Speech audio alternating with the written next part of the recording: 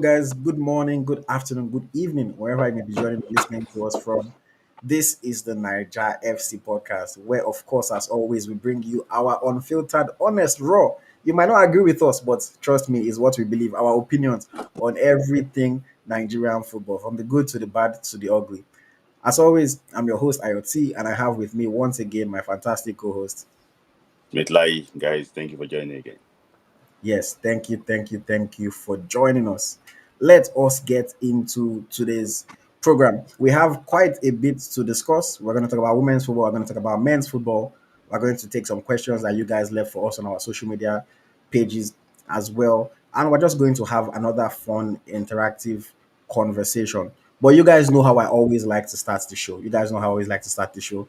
I like to start by reviewing the past weekend of action, highlighting different Nigerian players who have performed well, talking about the team of the week. We'll highlight and talk about certain players, and then we'll get into the show proper. If you want to enjoy the full uninterrupted program, please make sure you are on YouTube so that you do not get cut off when we get into the juicy conversations. Okay, performances from the past week. I'll start from the one goalkeeper that I thought was worthy of highlighting, Joshua Oluwayemi, made 4 saves for Wellington Phoenix. Unfortunately, his team still drew that game, but he had a good individual performance. Defenders who performed well, we had Onyechi Zog with 4 tackles, 6 clearances, and 7 goals on for Perth Glory. Chidozie Awaziem kept a clean sheet while making 2 tackles and winning 6 goals for Colorado Rapids in the MLS. Chibuike Nwaneri, 5 tackles, 5 clearances, 10 goals won for Wolfsberger in Austria. Stephen Eze kept a clean sheet, scored a goal, made 3 blocks, won 5 goals, won 6 interceptions, and made 11 clearances for Jamshedpur in India. Gabriel Osho kept a clean sheet while making 2 tackles and winning 5 goals for AJ Auxerre in France. Franklin Tebo Uchena kept a clean sheet while winning 3 goals and making 5 clearances for Salzburg. We also had Lucky Oyebuchi keeping a clean sheet while making 2 assists for Spokane Velocity in the USA, and then Olaoluwa Aino with a clean sheet, 5 dribbles, 5 clearances, and 8 goals won for Nottingham Forest. He also played today. Unfortunately, he went off with an injury today. We wish him all the best, and we're going to be waiting for further updates on that one. In the midfield, Razak Adesina with 2 interceptions, 3 clearances, 11 goals won for IMT Beograd. Izu Okonkwo scored 1 goal for FC Van in Armenia. Tom Dele Bashiru created a chance and won 2 goals for Watford. Obina Omobodo, 3 tackles and 4 goals won for Cincinnati. Uche Agbo scored a goal for FC Aktobe. Rafael Onyedika, 1 chance created, 2 tackles, 6 goals won for Club Brugge in Belgium. And then Kelechi Iheanacho from the camp position with his first goal for Middlesbrough, also creating 2 chances in that one. Bismillah, I'll ask you about Kelechi in a bit. Going over to the forwards, Paul Mokairo, 2 chances created and 2 dribbles completed for Bolispor in Turkey. Rizal Bajide, 1 goal, 1 assist. Also, she missed 1 penalty for UD Tenerife. Yusuf Bamidele scored another goal for FC Vojvodina. Moses Simon scored his 7th goal of the season in the League One, and also created 1 chance for Nantes. We had Monday Etim with 1 chance created for Hillerod. Victor Boniface was back on the score sheet for Bayer Leverkusen. They messed up today, losing to a second division side in the German DFB Pokal, but I'm not even going to talk about that. What is it? Third division. Third division, that is like I imagine. Lucky Eze scored a goal for Banska. Oji Okonkwo, 1 goal and 1 assist for Citadella in the Italian Serie B. Cyril Dessers was on target for Rangers, the winning goal in that very interesting comeback. Ezekiel Henty scored a goal for Maccabi Benai Arena in Israel. Olaoluwa Ojetunde scored 1 goal and got 1 assist for Rashvan. Olakunle Olusegun scored 2 goals off the bench for FK Krasnodar. Rafi Udrosini, 2 goals and 1 assist for Victoria Pilsen. Toluwa Lashe Arokodare missed the penalty and then scored 1 goal for KRC Genk. Blessing Eleke scored 1 goal for FK Partizani. Olayanwaju Kaide scored 1 goal for Eric Chelle in Turkey. Hafiz Ibrahim got an assist for Stade de Reims in the French League One. I was happy for him when he got that assist. And then I think I missed one person. Yes, Chiamaka Okuchuku scored a goal, her first goal for San Diego Wave in the USA in the NWSL. So that's how our Nigerian players performed. If I missed anybody, forgive me. We try to cover as many people as possible, but of course, I'm a human being. So sometimes one or two people might be forgotten, not intentional. And then our team of the week was as follows: Joshua Oluwayemi in goal. Defenders were Lucky Iheanacho, Stephen Eze, Gabriel Shaw, and Olaino. In midfield, we had Rafael Noedika and Kelechi Iheanacho. And then in the attack, we had Omorisona Babajide, Olakunle Olusegun, Rafi Udrosimi, and Moses Daddy Simon. So yes, Smith, who impressed you the most this past weekend? No, for me, I have to go to the young chap, and I have to go for to Afis Ibrahim. Like I should highly mention. I watched that game too, and I realized that for a player that was playing academy football about a few months ago, is now playing against Olympic Marseille, in the French League One. That tells you it's not the performance is not actually wasn't actually the best, but for me, the growth is just fantastic, and I'm really actually impressed, with what he did. Though you need to be very careful not to give out some small money. I can saw those tackles and all these youthful exuberance trying to mark everybody, close things down easily. He needs to just take it easy. But for me, I'm really actually happy with the way actually progressed. No, no, no. I remember I was watching that game just for fun because I was on the bench. And then when he came on, I wasn't Mm. really expecting it. They brought him on even earlier than I would have expected, Yeah. and I wasn't really expecting anything. It wasn't like some beautiful Hmm. assist. The Hmm. person that scored the goal did most of the work. Did. But Yeah. he played the pass, the guy ran into the space, got the ball, and then finished it. And I was Hmm. just happy for him. Even when they were celebrating, you could see the joy. And like you said, running everywhere. That's one thing with young players. You know Hmm. that when they play, they are going to try hard because Yeah. they don't have reputation yet. And I was just happy for him. It's always nice once you get off the mark like that. It gives you a little bit more confidence. You Yeah. start to feel like you can actually make a contribution. You're not just Yeah. there to be carried along. And Yeah. congratulations to him. Yeah. For me, I think what impressed me the most, or who impressed me the most, I'm going to give it to Chiamaka Okuchukwu. Okay. Again, maybe it's because I was watching that game. It was genuinely another game that she was on the bench. She and Favor Emmanuel were on the bench. They didn't play her in the previous two matches, so I wasn't really sure if she was going to play. But I like watching football in general, so I was watching the game. Brought her off the bench, and 108 seconds after coming off the bench, she scored her goal, the fastest goal by a debutant in the NWSL. 108 seconds after coming off the bench. Brave header because the goalkeeper could have easily punched her head away, and it's just, nice to see her get off the mark. Okuchuku is one of the brightest young talents that we have right now in terms of Nigerian football, whether male or female. She's one of the brightest young talents that we have. And when you go to a big stage, you go to a league like the NWSL, you can maybe feel out of place, you can feel pressured. With all due respect to everybody, I mean, let's look at somebody like a Deborah Abiodun, who we've loved and hyped. She got to the NWSL, they sent her out on loan to the second division. But Okuchukwu, they kept her in the first team, coming off the bench and scoring on her debut. Is only going to give her more confidence. It's going to also give the coach more confidence to play her in the future. Other than even the goal that she scored, she just looked like a hungry player. You can see that she has that pace, faster than most of the other girls on the field. And it's going to be interesting to see how she does in the NWSL. People might think, oh, it's not that difficult, but trust me, it is. I mean, Oshoala is in that league. Oshoala has not yet scored this season. People like Kanu have been in the league. They don't get that many goals. So the NWSL is actually one of the tough leagues in women's football. And I'm just happy that she's been able to get that goal. And hopefully she can get more game time and she can just, impress continuously. So that one really, really was something that made me happy. But other than that, I mean, I have to also acknowledge Rafi Durosimi. 2 goals and 1 assist. This boy, since returning from injury, his first 2 matches he didn't score, and then he started scoring. And since then, it's just been goal contribution after goal contribution after goal contribution. Another one led his team to glory. So, like, I don't know if you saw the goals that he scored, but the arguments that we were having on Friday about that Osimhen's goal, if you saw the goal that Duro Simi scored, it's almost a carbon copy. And you were telling me that day that I know some people that were on that live are here today telling me that Osimhen's goal was a difficult.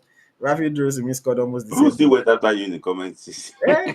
But the more, and it's just funny because after we finished having that conversation, like I said, they didn't agree with me on the Boniface one. If anybody hasn't seen Duro Simi's goal this past weekend, go and check it out. Very, very similar to the goal that Osimhen scored. The same, in fact, this one even made it more similar because it was also a header that he had to dive forward for.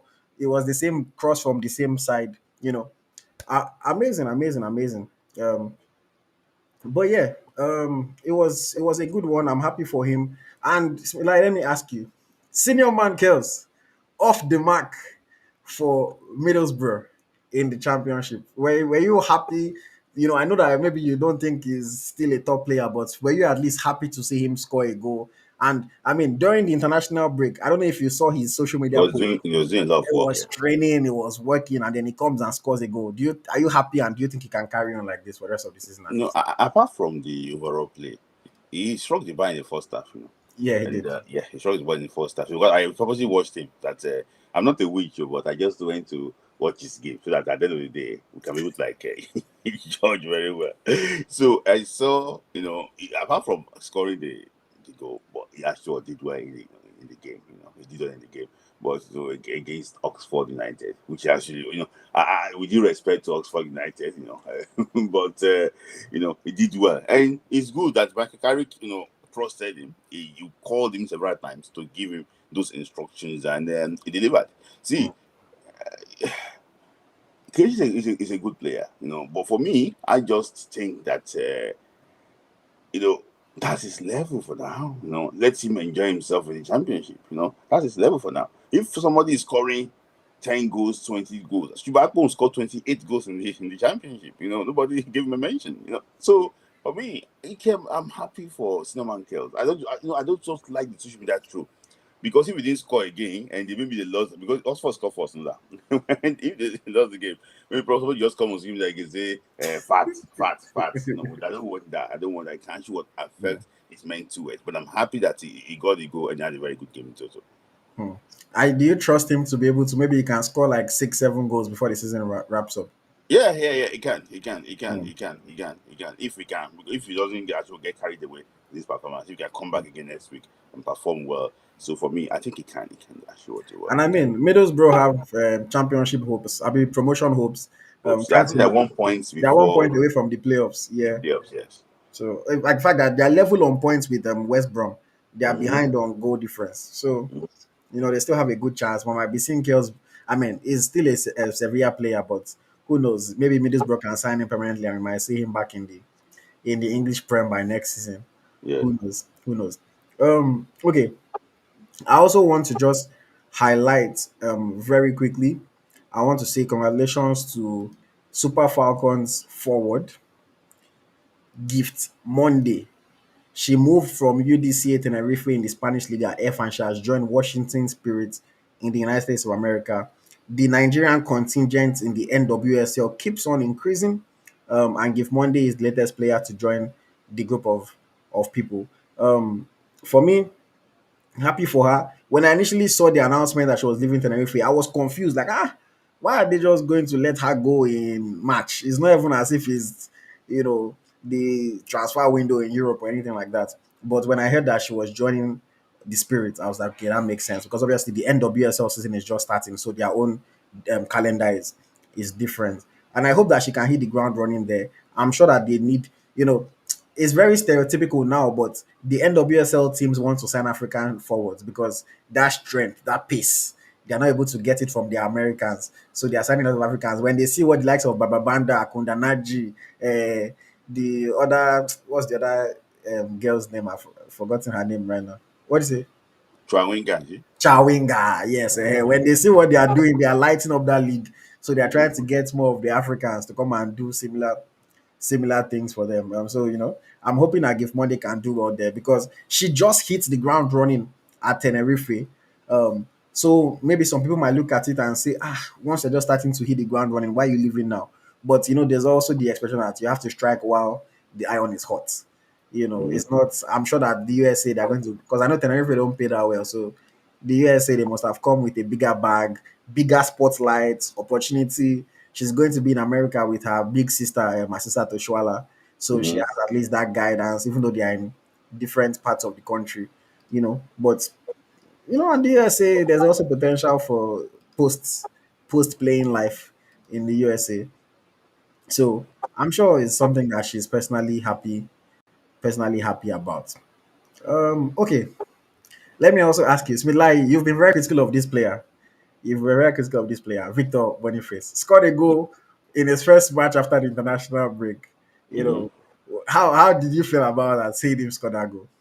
I'm a lot of people, don't get me wrong. I'm a big fan of Victor Boniface, and right from his days in Unions and Galindo. You brought him to limelight. No, you didn't bring him to limelight.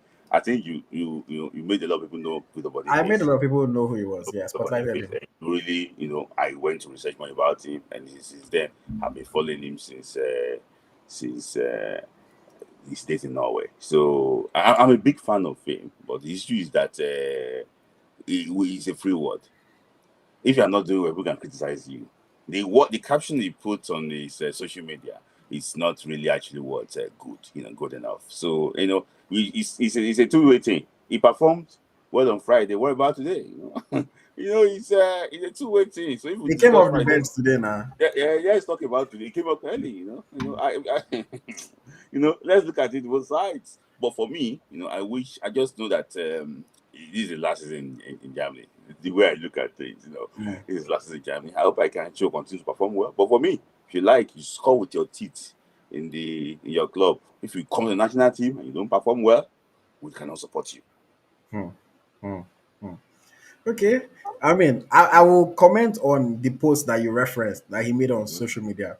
mhm, The reality of it is that, I don't think he should be making posts like that. I mhm, understand how Nigerian fans can be. mhm, Nigerian fans would bash you, would insult you. And I also understand the kind of person that Victor Boniface is. He's that kind of guy that likes to be bubbly, likes to entertain, likes to comment on social media, likes to joke around. But I think it's a similar thing that I said about Victor Osimhen some years back. When you are becoming a bigger star, you are now it's different. If you are you first start, you're popular on your street, then you're popular in your city, you're popular in the entire state, you're popular in mhm, your country, then you're popular in another country, then you're popular around the world. Boniface has surpassed being popular in Nigeria. He's now mhm, also popular in Germany and in other parts of Europe as well. I just think when you become a star to that level, when you have a platform of that magnitude, just be more intentional and be more careful with how you use your platform. The post mhm, is still up, and I like he did not direct it exactly at anybody. But again, that's another thing that I say. When you put something out into the world and you don't give us the direct explanation of what you mean, now you're opening it up for everybody to interpret. You're mhm, opening it up for more criticism. You're opening it up for more backlash. You want people to shut the F up. mhm, But when you put it like that, you're only going to make people talk more. mhm, We wouldn't be talking about this now if he did not make that post on social media.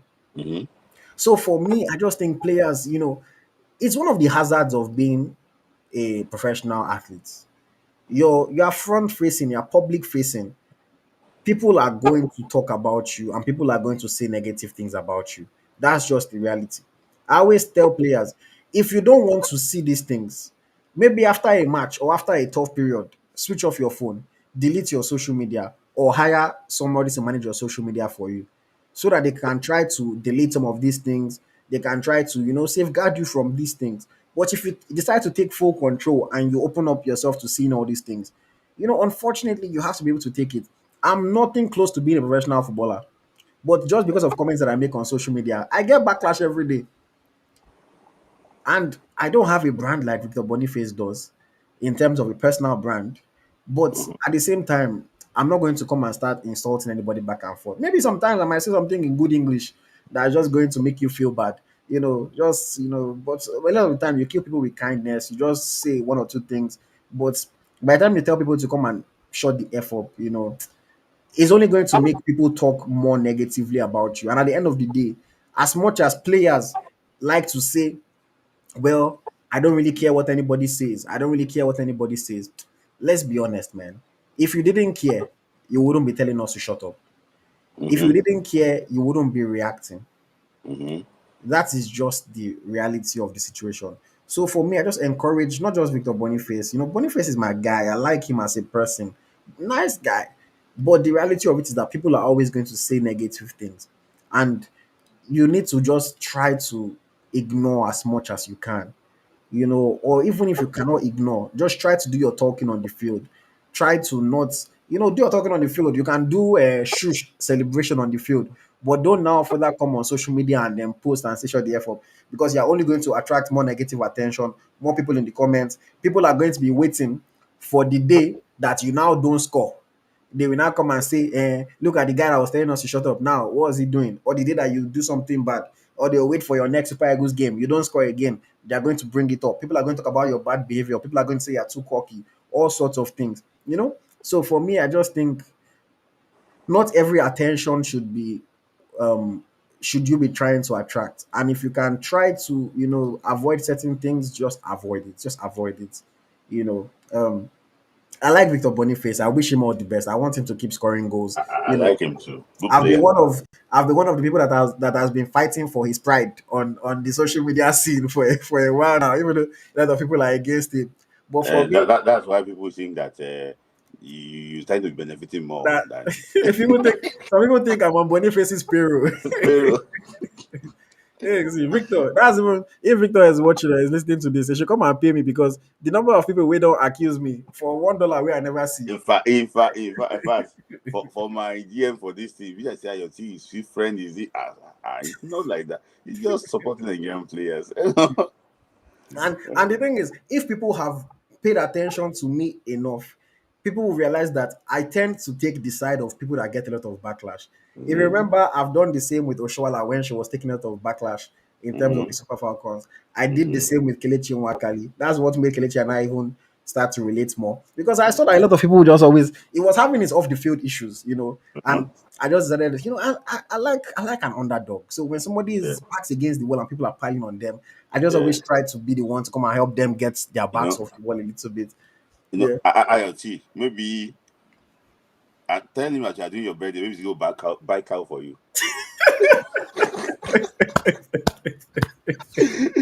Maybe he's going to buy cow for you. Maybe you own that two cows. Oh Go my ship out, god, come like that. Yeah? that's funny. That is hilarious. If I hear say I buy cow, no, see, and the reality of it is, look, that's one thing I always say about footballers. That's what see. As much as I try to defend Nigerian players, I'm not going to Mm-hmm. kill myself for any Nigerian player because, Mm-hmm. like you said, there's see. I don't want to get into it, but then let's be realistic. There is no chance that he's going to buy a cow and say he wants to celebrate my birthday for me. There's no chance that he's. But there's precedent to that now. What is it? There's precedent to that cow. Yeah, there's That's why. presents, but I'm not that. See, it's different. I don't want to get into. Okay. What about this way? If you say that, okay, you will learn in a hard way. Learn in a hard. Maybe Maybe that you will give me attract five more million. money. Give me 5 million naira. See, Nigerian players. See, 5 million is how much in US dollars? There's like, see, there is no Nigerian player that is that nice. Okay, maybe there are some, but the Uh, reality of it is that if a Nigerian player says send me your account number, maybe they send you 100K if you are lucky. mm-hmm. And at the end of the day, again, let me not sound some rich man or anything like that. But obviously, if you send 100K to somebody in Nigeria, it goes a distance. But if you send 100K to me, that's less than $100. Mm-hmm. Okay, you bought me dinner. Thank Mm-hmm. you. It's like it. So for me, that's one of the things I've done. Nigerian players, with all due Mm-hmm. respect to them, there's really not that much that you stand to Mm-hmm. gain. That's the reality. I've said this before. People were mad at me. Nigerian players would rather support and care more about those people that don't really care about them, but they have millions of followers. So it's easier for them to laugh, or if they post them, they get some clout, things here and there, you know. But it's whatever the case may be. I mean, Boniface follows me on social media. I'm sure he saw my post. He saw that it was my birthday. He did not wish me happy birthday. He did not send me even private message. I know the players that sent me messages and said, Mm-hmm. even one player even asked around and got my phone number and sent me a message to wish me Mm-hmm. a happy birthday. I did not send me money. I did not ask for money, but at least those kind of messages just make you realize that, okay, this person kind of appreciates what you do. One player sent me a voice note wishing me happy birthday, thanking me, was even telling me, I beg, don't let our mess up affect your birthday. This is a Super Eagles player. I was saying, don't let our mess up affect your birthday. Mm-hmm. But at the end of the day, I don't expect things from people. I'm one of those people that if something comes my way, I appreciate it, but I don't be expecting. Let me quickly acknowledge the comments and we can move on quickly. Charles says, LOL, they tend to forget that the internet never forgets. Yeah, that's the thing. when you make a comment like that, the internet will never forget. It's always going to be there. It's always going to be there. Shout out to AGS Hustle with the super chat. Appreciate you. Isabel G as well with the super chat. 5 GBP, similar your people from the Great Britain. Thank you very, very much. Charles is also saying IoT. There's a rumor going on that Shell might quit. Should we address that now, or we should Yeah, address why would you have today's it? April 1. We don't need So, April Fool. okay, so that's the thing. This particular thing, I saw it. It was publicized by Osasu Obiwana, the It's April journalist. Fool. It was an April Fool's joke. Some people have already done YouTube video talking about it. People have written, No, people have written articles. No, it's true now. articles? People have written articles. Yes, Yeah, people have written articles because that's the thing is that in this our media space, we've talked about it a lot. People don't verify information that well. But also, I'm going to cut people a little bit of slack. Osasu is someone that is reputable. mm-hmm. So if Osasu says something, it's not a surprise to me that they are going to believe him. And that's why I always say people need to be careful, especially when you have a platform. You need to be careful with the kind of April Fool's jokes that you make. Because I'm not going to teach Osasu how to do journalism. He has been doing journalism probably since before I was born. Yeah. But for me, I look at it that that is a very, very expensive April Fool's joke, in my own Mm-hmm. opinion. Like you do to me, if you want to make a joke like that, you talk about something that is very harmless. Mm-hmm. Something that is very harmless. Like I was even thinking today whether or not we should play an April Fool's joke on our people, but I decided to spare you guys. But I remember I was thinking that okay, Smith Layi and I will come. I will just tell you guys that well, unfortunately, we had a disagreement, and this is going to be the last episode of the Nigeria FC podcast. Mm-hmm. Mm-hmm. So that kind of joke now, even if people carry it and say, Nigeria FC podcast is ending, Nigeria FC podcast is ending, there is no harm, no foul. Nothing can go Yeah, wrong. By the next week, you see us on another episode, you realize, oh, it was a joke. it was a joke. Yeah. But when you say something like this, you know how quick negative news spreads. There are Uh, people that will spread it just because maybe they don't like the coach and well, it's exciting yeah. for them. Yeah. When once he enters WhatsApp and they start spreading it in WhatsApp groups, you know how these things move along. And some people will not see the April Fool because I looked on his page. You look at the number of views on the original post versus the number of views on when he came back after like how many hours later and said it was an April Fool's joke. The views are not close to the same. So Mm-hmm. there are people that up till now will probably believe that it was true. Yeah. Up till now, there are people that will believe that it was true. People were Mm-hmm. asking me in the comments, people were sending messages to, is it true? Is it true? Is it true? Because even I had to go and look it up. And that's the difference between what I did and what a lot of people don't do. I had to go and look it up. How can Eric Chelle be resigned? It doesn't make sense. Mm-hmm. But so I just think that, like, at the end of the day, maybe he shouldn't have made that kind of joke. Make a harmless joke. Make something that even if the news spreads, it's not going to cause any kind of tension or any kind of commotion. But yeah, it was a joke by Osasobi Wana. The fact that somebody is still asking us now means that before now he has not heard that it was a Uh-huh. joke. April Fool. Yeah. And there are going to be many people like that. But Yes. again, I'm not going to teach anybody else to do journalism. I'm Yeah. still a newbie in this thing. I just think Mm-hmm. that when you have a platform, a big platform, it be like Yeah. say may Fabrizio come today, come tell us say Bukayo Saka has asked to leave us now. He will not come back later and say, "Oh, April Fools." It's like Mm-hmm. They it's would think too expensive a joke. but what about if platform like Congo do April Fool? Those Yeah, ones this that is already fake already. April Fool every week.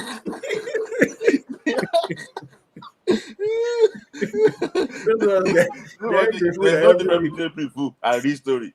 There's no difference between Yeah, so I don't know, but I mean, some major platforms do April Fools, but again, it's all about just doing a joke. It's either you do something that is so obvious that it is a lie, or example, I saw Mr. Beast, biggest creator in the world.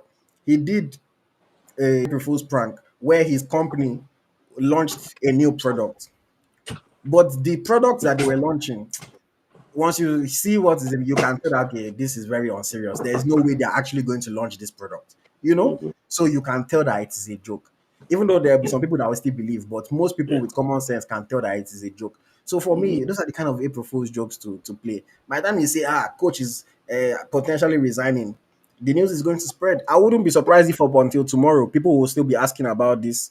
Up until next week, probably some people will still be asking about it. Some people will still be asking about it. But yeah, shout out to everyone, man. Shout out to all of you guys. Happy new month. I hope everybody's is doing well. Um, okay, let's move on. Let's move on quickly. But I let me want just say something, okay. please. About the Ungo, I'm just joking. Fantastic in my person. But people will be taking it up now and say all their attributes are able by default. Please, I beg. It's my person. I know I like him a lot. Fantastic personality. I'm just, it's just banter now. You know, Mm, that's it. yeah. Okay. No hard feelings, guys, No because hard feelings. people always catch feelings from our show. Yes. Very good. No hard feelings. Okay. So I want to also just say congratulations to Olaino and Taiwo Awoni. Mm-hmm. They reached the semi-final of the English FA Cup. Mm-hmm. They have to face City in the semis, Yeah. but I mean, they can do it. Do you think they can beat City in the semi-final? They can. This is a village. It's not city. It's It's, village. it's So really they can beat them. And Alan is not. I think it's probably out for a while too. So for me, I think they can. This city is not city. They yeah. can. But They the can. thing is that City they are trying to use this FA Cup Mm-hmm. to at least patch their season because Mm-hmm. Yes. Guardiola said it himself. It has been a bad season for them. But if Mm-hmm. they win FA Cup, at least they feel just say even in a bad season, we still want something. No, So please. I feel like they will be motivated. Let the party just end bad like that.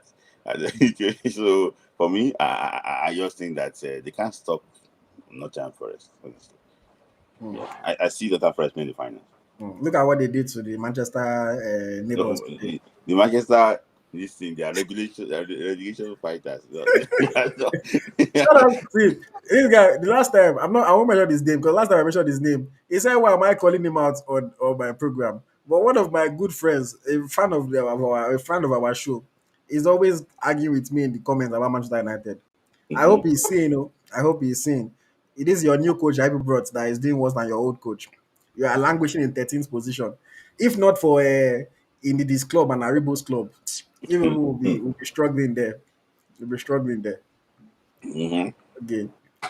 Thank you very much. Yeah, let's move on quickly. Let's move on quickly. Yeah. Okay. Final call, guys. If you are watching on other platforms, I think you've enjoyed about 40 minutes of gist. Now is the Mhm. time to switch over to YouTube. We're about to talk about the Super Falcons. We're about to talk about Eric Chelle. We're about to talk about the Super Eagles players. And of course, we're going to talk about South Africa and then, their potential deduction of points. So please join us on YouTube now. Thank you very much. The stream is going to end on other platforms in less than 60 seconds. So please join us on YouTube now. Somebody say your tea rest, I beg. That was probably a Man U fan. Mhm. Okay, join us on YouTube now. Thank you very much. Okay, let's keep going. Okay, so Smilai, I briefly mentioned this last week, and I guess I'll mention it again today. The NFF, man. I don't want to say I love you guys. You guys know that NFF and I were at best, I would say we're frenemies. We can be friends at times, we can be enemies at times. I criticize them when they do things wrong. People think I criticize them too much, but the reason is because they do a lot of things wrong. But I also try to give them leeway and I praise them when they are doing good things. Like they had a good social media creation company to manage their social media. I gave them plaudits for it. I had to criticize them because they were posting content on the Super Eagles page. They were not posting on the Super Falcons page. I criticized them. They woke up. They started posting some content on the Super Falcons page as well. But when it comes to attention for the Super Falcons, I think it needs to go beyond posts on social media. You need to actually treat the team like they matter. You need to actually give them the respect that they deserve. Can you imagine an international window that the Super Eagles are not playing any match? Like, can we actually imagine if there's an international break and every other country is playing and Osime is just vacationing, indeed he's on vacation, these guys are not playing. Like, can we imagine that? So why should that be the case for the Super Falcons of Nigeria? Now, not only has that been the case for the Super Falcons, that has been the case for two consecutive international breaks. Like, just imagine that two consecutive international breaks. We are trying to reclaim, or at least we say we are trying to reclaim our African crown in the summer at the WAFCON in Morocco. While other women national teams are playing and are trying hard, are trying to improve and get better, our Super Falcons players are inactive, are going to be on vacation. Not only is it a shame for the national team, it is very, very embarrassing for the players. I've spoken to several players. When it is time for international break and their club colleagues are going to all their different national teams, then they come and ask, Smith Layi, you are not going, they did not call you up. You have to say, nobody said they don't call me up, oh, we just don't have match. It's embarrassing. And these are how the things that people look at and make them continue to look down on us, make them continue to look down on Africa. But this time it's not even an Africa thing because other African countries are active. If you don't have money to organize a high profile friendly against somebody, at least do the Ethiopia one that you did for them before. Give them something. But the reality of it is they don't want to pay logistics fees. They don't want to pay all the flights fees. They don't want to accommodate them because all those things is going to be on the NFF's dime. They don't want to. They don't want to do all these things. They talk about Super Eagles, Super Eagles, Super Eagles, but they ignore the Super Falcons. They talk about how the Super Falcons don't generate as much money as Super Eagles. Of course, we know that women's football still doesn't generate the kind of income that men's football does. We know that. But how can, like, I challenge anybody here that maybe is a business guru or a marketing guru or as an NFF friend of the NFF, tell me, how can the Super Falcons generate money in terms of advertisements, in terms of sponsorship, all those things, if you don't even talk about them? If they are not playing matches, how is that possible? The Super Falcons have enough individually popular players, obviously not as many as the men's national team, but they have Ajibade, they have Oshoala, they have Unadozie, they have Alozie, they have people that are popular that you can sell around those players. Are you telling me that if you do some kind of deal with a company and you say, let's even maybe women's, any, even if it is a women's focused company in Nigeria, and you tell them that Ajibade, Oshoala, Inadozie will be advertising and be the face of their product, are you telling me that it's not something worthwhile for them? They just don't think about these things. I won't say some things that because I've had, you guys know that I was supposed to partner with them on the awards that they wanted to do. We had some internal conversations with people that work with them, people, in those rooms, and you can really just tell that the they don't think about these ladies. They don't think about the women's national team. When they think about football in Nigeria, they think about Super Eagles, and that's as much as they think about. The youth teams are not a priority to them either. They are just subsequent. Okay, they come along. And the reason why they even think about the youth team is because that's where a lot of people butter their bread, allegedly. May person know. But like that's the reality. That's where a lot of people butter their bread. That's where a lot of people, make some small things here and there by pay to play, by transfers. You push this player to Europe, you get a little bit of a cut, things like that. It's very, very shameful. Again, at the last WAFCON, after the tournament, everybody came out to criticize Randy Wardrum. Everybody came out to criticize certain players. Is it Onumonu that faced backlash, or a bunch of different players faced backlash? What a lot of people did not realize is that even at that tournament, they were fighting for themselves every single day. Before the game that they lost, the third place match against Zambia, they literally had to protest before that game. They got to the World Cup in 2023. When they arrived in Australia, the first thing they did was the general secretary called a meeting with them and told them that they're not going to pay them any bonuses throughout the tournament. That's the first time they told them going to the tournament in 2023. Now, fast forward to 2025, they have a tournament coming up in July. Two windows inactive. There are two more windows. We have to wait and see if they're going to do anything with those windows. After the previous window, they they promised them that they will be active this April window. Now they've been told that they're not going to be active again. It is a shame. It is sad. There is no excuse for it. It's a disgrace. I'm sure South Africa, Morocco, they're just laughing at us. Like, look at the people that want to compete. See what they are doing. Nigeria were just lucky because of our population and because God blessed us with talent. That's the reason why we're still able to really, really compete with these people at a very high level. But if we did not have that, we will stand no chance based on how we do things. We would really stand no chance. I think it is a shame. I hope somebody from the NFF is watching. If nobody from the NFF is watching, I send it to them because the players are not happy.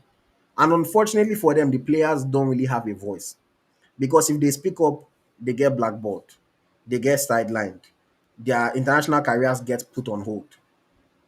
But you guys know me, I'm friends with a lot of the Super Falcons players, and I talk to them every now and then, and they are very, very disappointed. They are very, very sad about the situation. But what can they do? More than four different players reached out to me and said, Ayo, please help us talk about this thing because nobody is talking about it. All our content creators that like to post on social media, maybe because if they criticize NFF now, next time that we're going to Kigali, who's going to put them on NFF plane? So they cannot say anything. And that's the sad thing with our Nigerian media. A lot of them, they've sold their birthrights to the NFF because, oh, you want to be getting free flights to international games. You want to be getting access to certain places. So you just cannot say anything negative about them. And even, I'll criticize my friend here, I won't call his name. The reaction from some people that are in the media, they have not sold themselves, oh, but they just have that lack of care. Smith Layi, you know who I'm talking about. Because when I sent it, his response was, Ayo don't come again with Super Falcons matter. He said it is sad that Smith Layi has to listen to Ayo talk about this thing. And for me, I look at it that even when people in the media that have platforms feel very uninterested and even laugh when I am interested and I talk about these things, the NFF realized that there are more people fighting for them than fighting against them. But yes, Midlai, what do you think about this whole thing? For me, you started by saying something about priorities. It's clear that they don't prioritize the Falcons and any of our female national team. I have to be honest with you about that. And I listened to the Man United. Is he the director also? They were telling him, they said that you have been, focusing more on the men football, on the men Man United team. What is happening to the ladies? So that when 98% of the revenue is coming from somewhere, you have to focus on that area. Then he said that is business. But I don't know. Maybe they are getting any revenue from Super Eagles. I'm talking about this. So you can't talk Free about the business flights. part. Eh? Free flights with value jets. Value yet. So for me, I just think that they need to actually buckle up about this thing. And secondly, too, IoT, with due respect to the current NFF, they are doing nothing. The Hmm. Super Eagles you see there is a sports commission. If you ask them to handle this World Cup qualifier, 10 minutes to this thing, you see, we see go so looking for flights to see how to go to get to. So they are not doing anything. This NFF currently are not doing anything. It's the sport commission you see doing everything. So and you cannot say the sport commission is going to be handling Falcons friendly now. You Yeah. cannot say that. You cannot say the sport commission to be handling other things. At least the NFF, come on, do your job. Do your job. Do your job. I'm just sad that these guys have to actually go through these things. But for me, I know that even CAF self, it's not promoting tournaments. Even It's, cap. Yeah. but to be honest with you, they are making money from the Afcon. We don't know about the Afcon.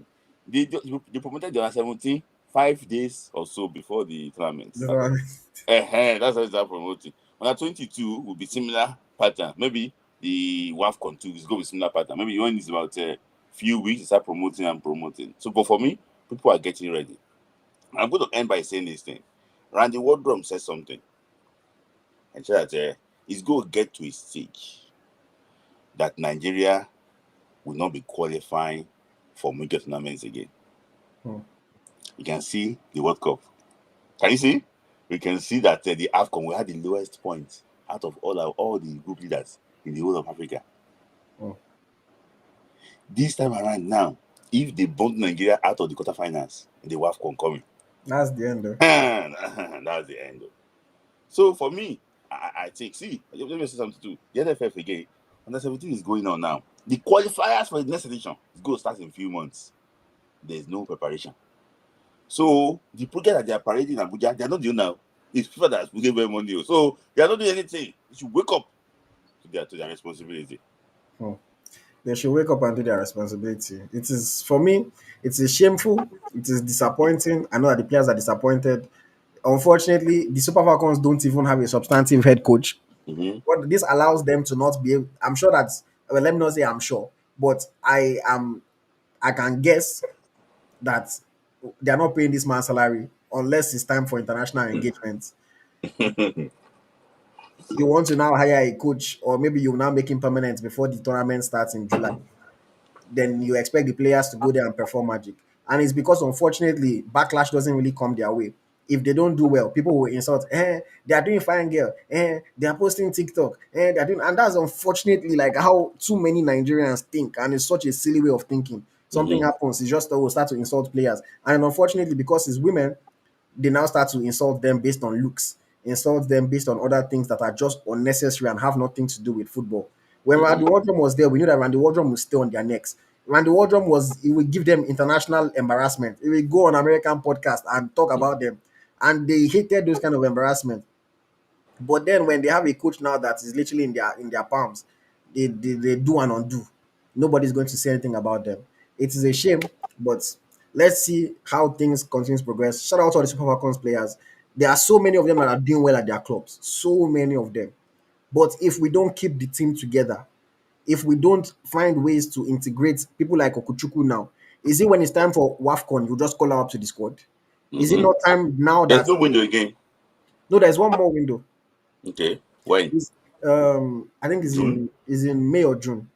Mm-hmm. But is it all of a sudden you call? You know, these are the times that they're supposed to be getting familiar, getting used to it. Let's even say, I think 2 or 3 windows ago, when they called up the home base players, they Mm-hmm. said, "Oh, they want to start finding ways to integrate the home base players into the squad." Okay, you call them one window. Since then, we've not heard from them again. Can you say that even that project you did a good job at it? Can you say that you actually integrated them? No. What is it by playing 1, 2 games with majority of the squad not there that you now say, okay, you know who's supposed to be in the main team or not? So the way they do things is just so haphazard. They just didn't want to spend money on flights that time. They wanted to just call people that they will give them transport to come from Akwa Ibom Mm-hmm. to Abuja or Lagos for match. Very, very, very disappointing. Charles says, can Guso just please resign after this World Cup qualifiers? We need a massive overhaul.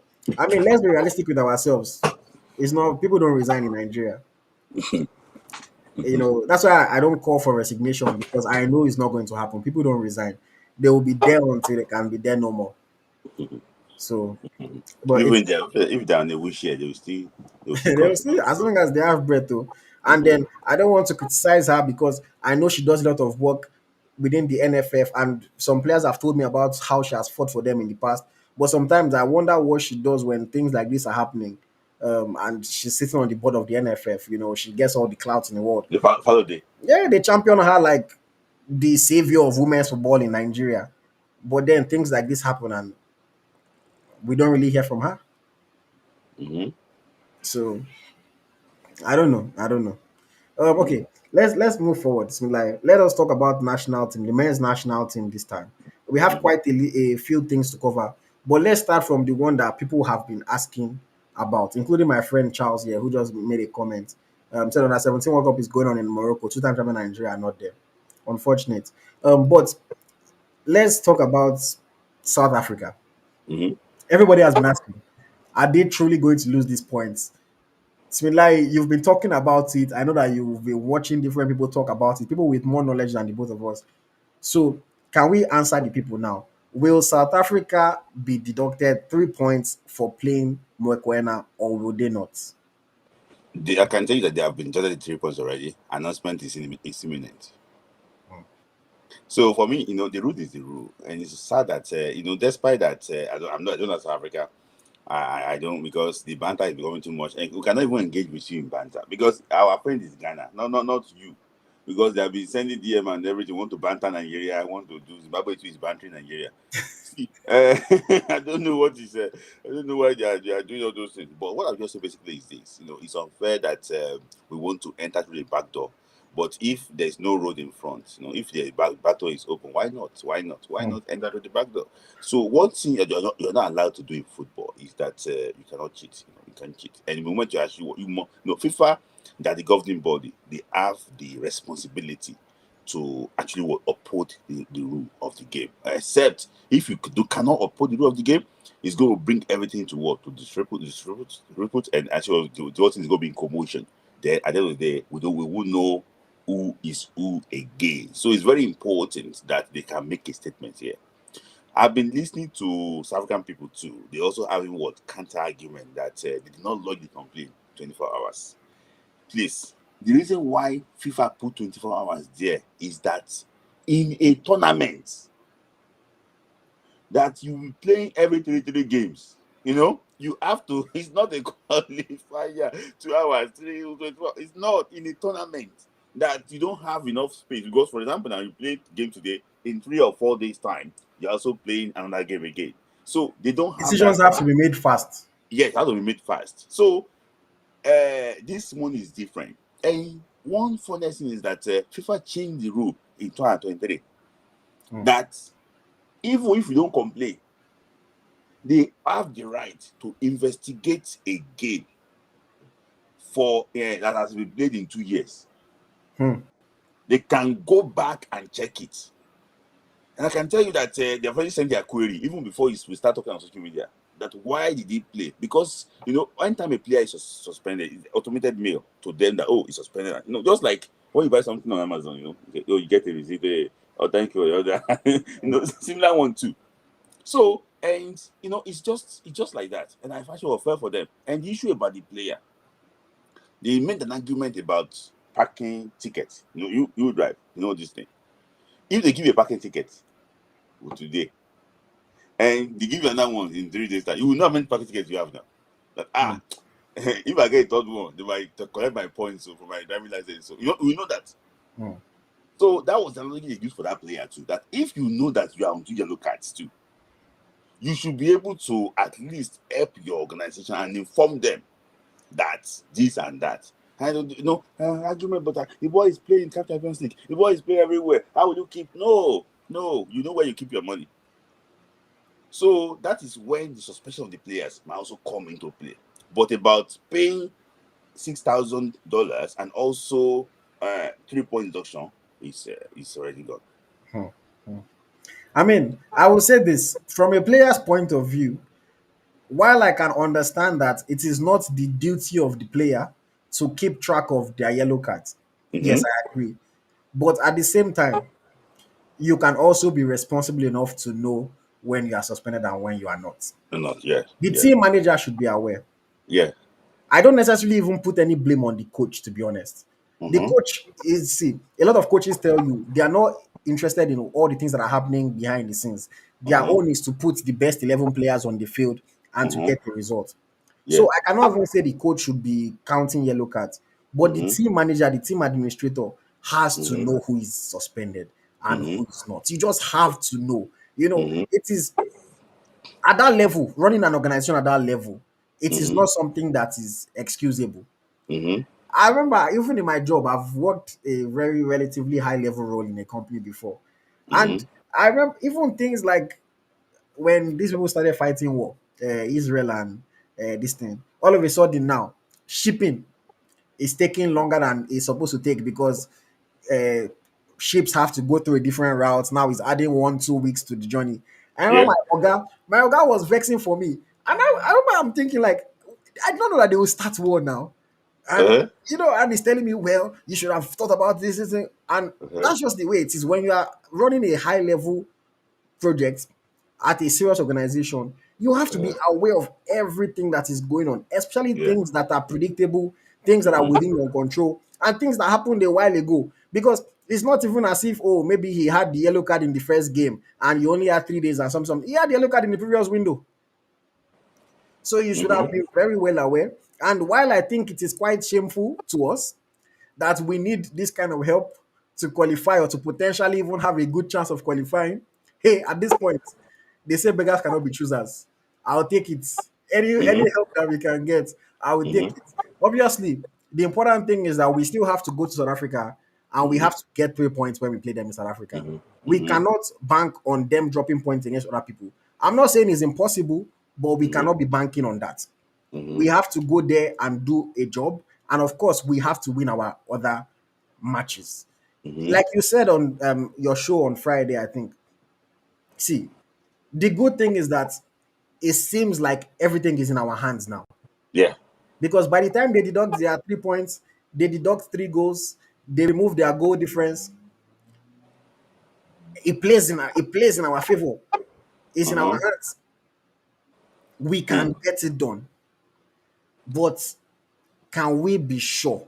Can we beat our chest and say that this same team that could not beat Zimbabwe home and away, this same team that was drawing against Lesotho, can we actually beat our chest and say the team will go on and win our remaining 4 games? Like, what do you think?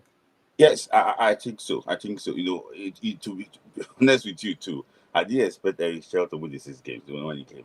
I knew that there's going to be a slip up somewhere. I knew that it might be the game against Zimbabwe or the game against Lesotho. I know that. Nigerians, and if you know the cycle of the Nigerian player, you know exactly they got carried away.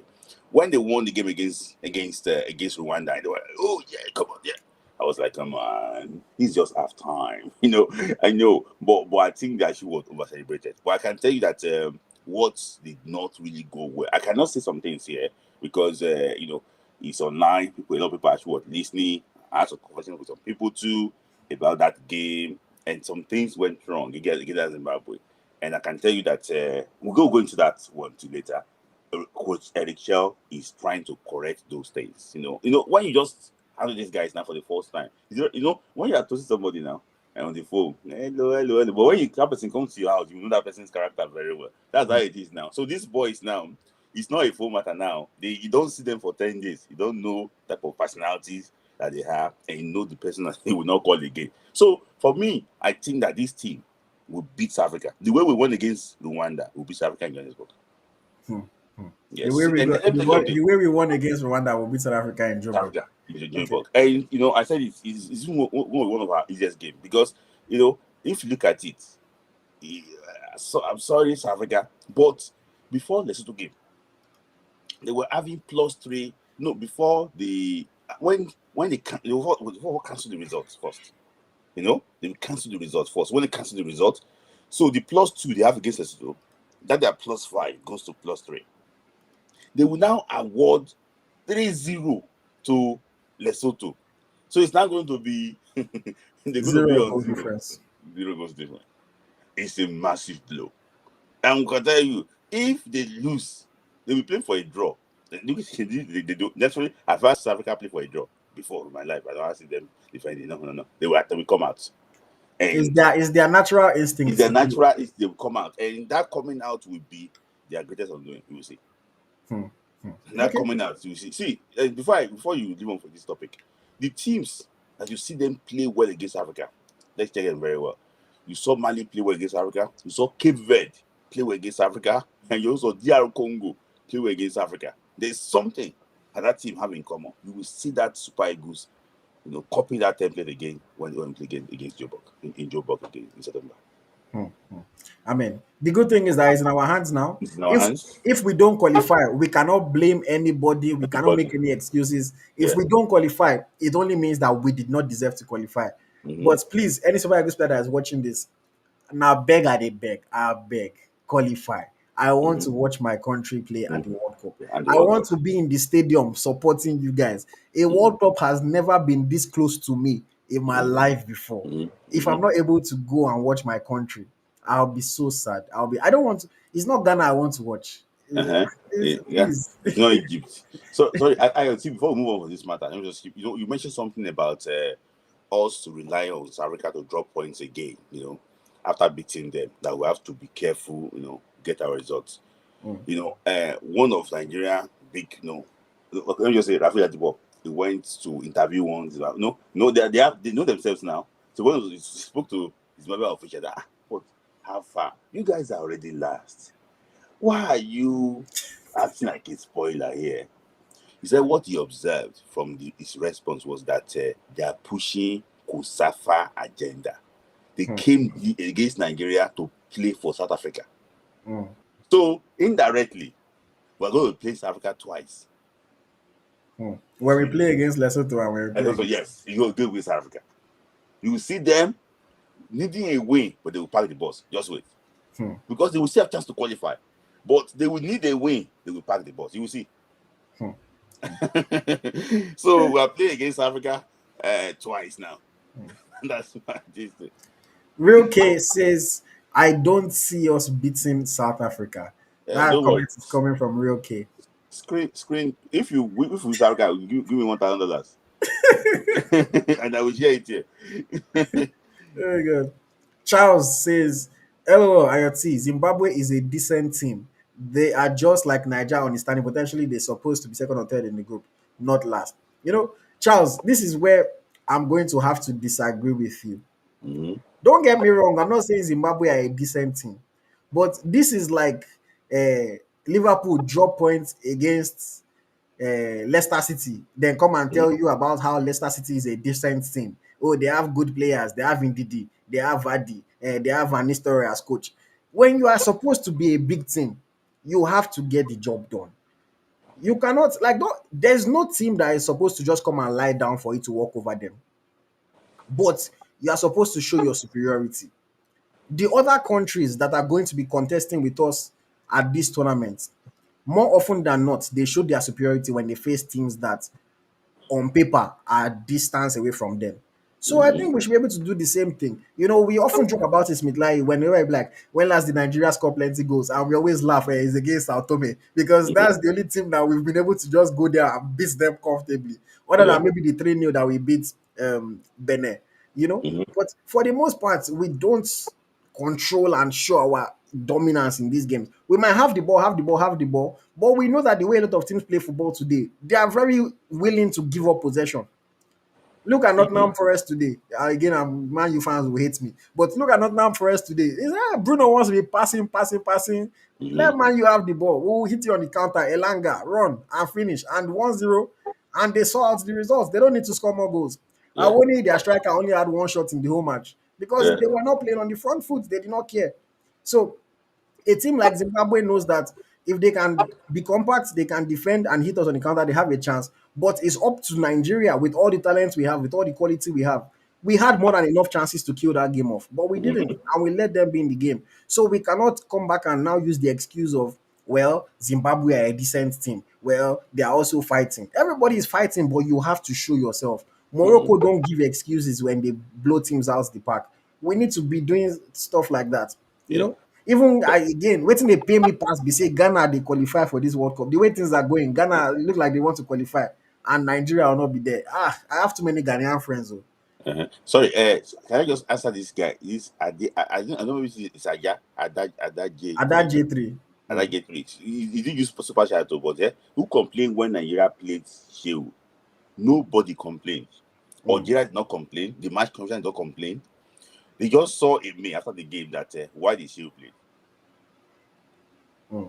So it's even they also did not complain. Nobody complained. Nigeria did not complain. FIFA already picked it up on Monday. It came on their data. They played on Friday. It came up on Monday. They showed on Monday. So when we're making noise here, there's also withdrawing petition, trying to create content and everything. See, people already picked it up. You just waiting for South African query. Okay, come and answer. Why the boy play? Maybe the boy forgot his phone at home. The is not there. It's automatic. Nobody complained. Ojai don't complain. Match commission don't complain. Nobody complained. Nigeria went with pictures of sick technical director that he could not check his email. That's the reason why. See, they slammed the ban for this thing. Do you see that? We're just lucky enough that we had already secured the points that we needed to Yeah. qualify. You know what happened? Sheu did not play in that series. So Sheu played in the preliminary series against Swaziland about 2 years ago, just like this Mokoena. Similar situation. Let me tell you something, eh? Well, don't worry. When the announcement comes, we're going to come and discuss it again. You cannot afford to forget. Ah. You cannot afford to You forget. cannot afford to forget to. You're not afford to forget to. Why are you a player? You have managers now. Why can't you IoT? And you take care of that business now. I mean, only. In fact, I'm even doing discounts right now. Yes. 1,005 per Mm-hmm. month in Mm-hmm. euros. Mm-hmm. We do the job for you. Discounted Yeah. rate 1,5. Yeah. In the Mm-hmm. spirit of summer is coming up. Okay, let's move on because we are already over an hour into this and we still have a few things to talk about. Okay, so we got this question in the comments when I asked people to let us know what they want to discuss, and I thought it would be interesting. Smith Layi, you were very critical, very, I highlight that very. You were very critical of William Trostekong Mm-hmm. after the game versus Zimbabwe. I mean, let's be honest, he didn't cover himself in any glory considering that Mm-hmm. goal that we did in the final minute. Mm-hmm. Mm-hmm. Now, a lot of people are asking the question, is it time for us to move on from William Troost Ekong? Before you answer, Mm-hmm. the coach of Slavia Prague confirmed that Igor Ogbu suffered an injury in Nigeria training. Mm-hmm. So we can say maybe that is the reason why Igor did not play at all Mm-hmm. in that window. He suffered a Mm-hmm. groin injury and is Mm-hmm. expected to be out for a couple weeks. Mm-hmm. I hope he gets well soon.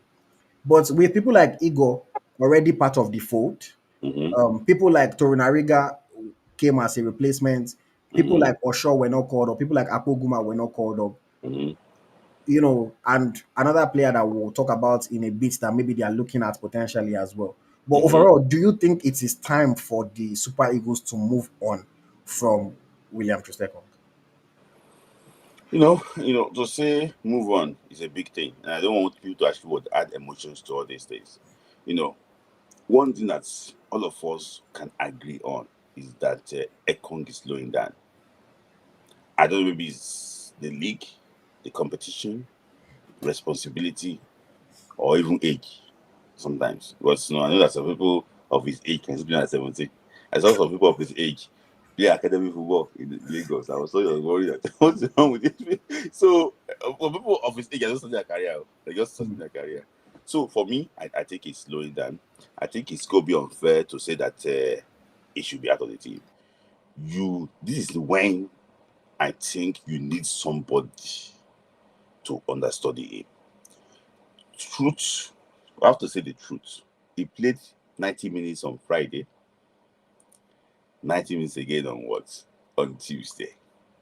If William Ekong is playing in the Premier League and there's a play Premier League and FA Cup on Tuesday, they will rest him, for one of the games because of the age time. So for me, I think if you want to go to a competition like in the AFCON, I think that we need to have equal and very good center back as a backup, or someone that we just play like the way the Yobo's role in 2013 AFCON. For me, I think it might not be to take him out of the team.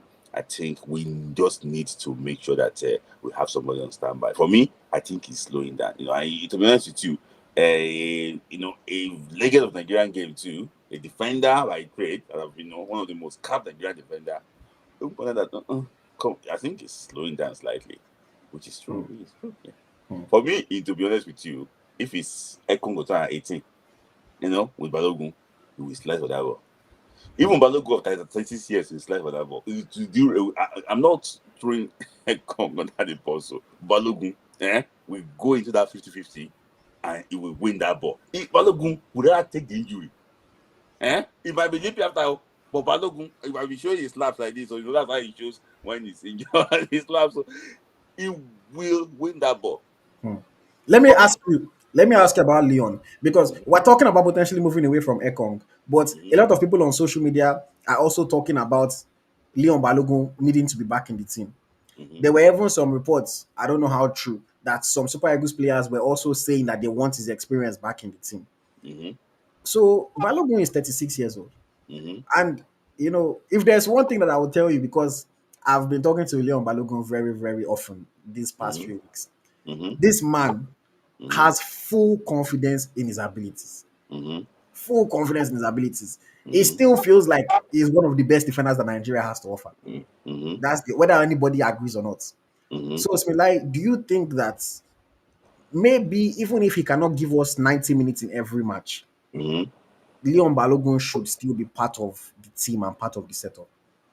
Nigerian Balogun can come and close the game. For example, now when you are bringing in Victor Boniface, Mm, if it was Leon Balogun that was actually was bringing, it's going to have leadership. With due respect to Ekong, Ekong is a leader, but the type of leadership that Balogun offers, come on, he's going to say to your face, mm, when you are good and you are leading, I don't want to say this thing, but Balogun seems to be like a better defender than just Ekong. That is my judgment. Maybe I like his style of defending, but I just think that he leads by example and also lead his team. I remember Kevin Bassey playing his first game for Nigeria. It was Balogun that was helping him, mm. in that game. Now, Ekong, Bassey now is like one of the leaders. He's the leader. He's one of the leaders in that team, in his back line. So, for Mm, me, I think Balogun can still offer something. mm, Balogun is 36, but with due rest, we know that 36 is a proper 36 years old. mm, If he's someone that has played, he's proper mm, 36 years old. mm. So Balogun can still go to the next AFCON.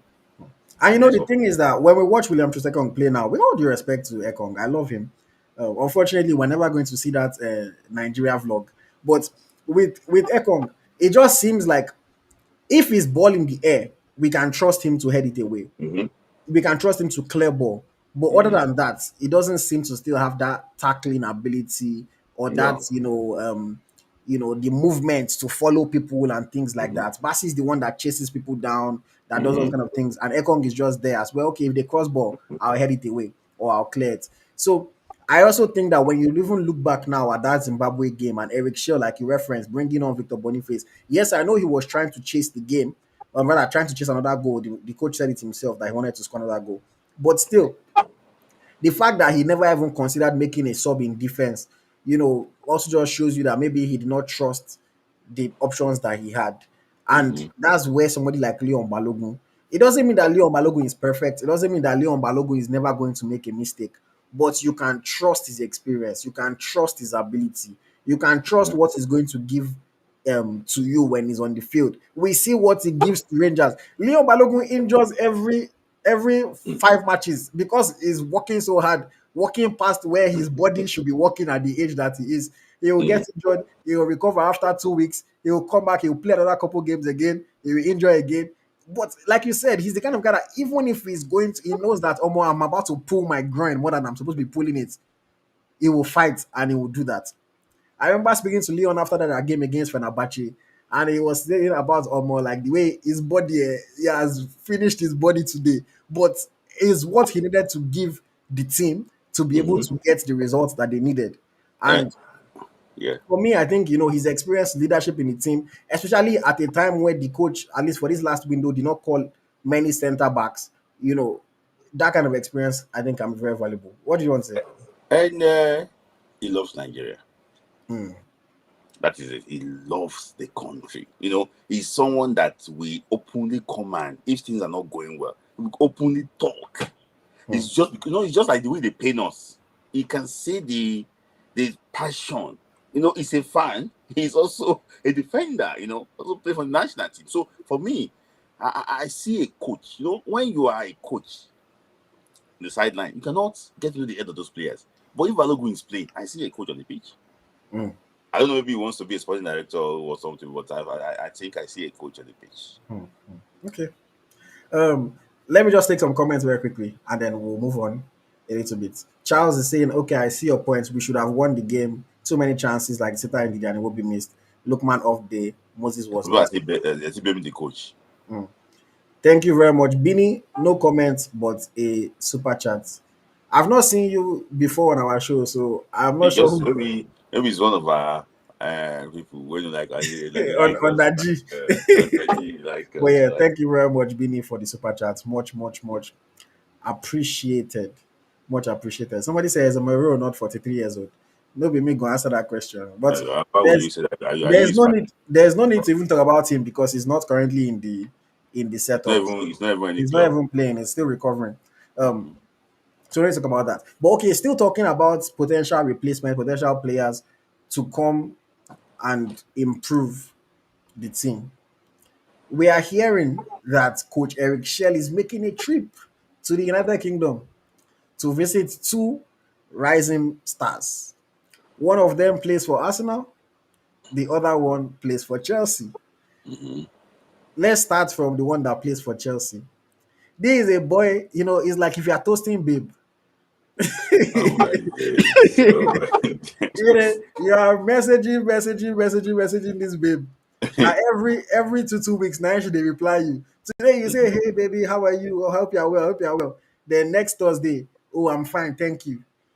You send her, how did your day go? She reply you another 1.5 weeks. Oh, my day Eh, was fine.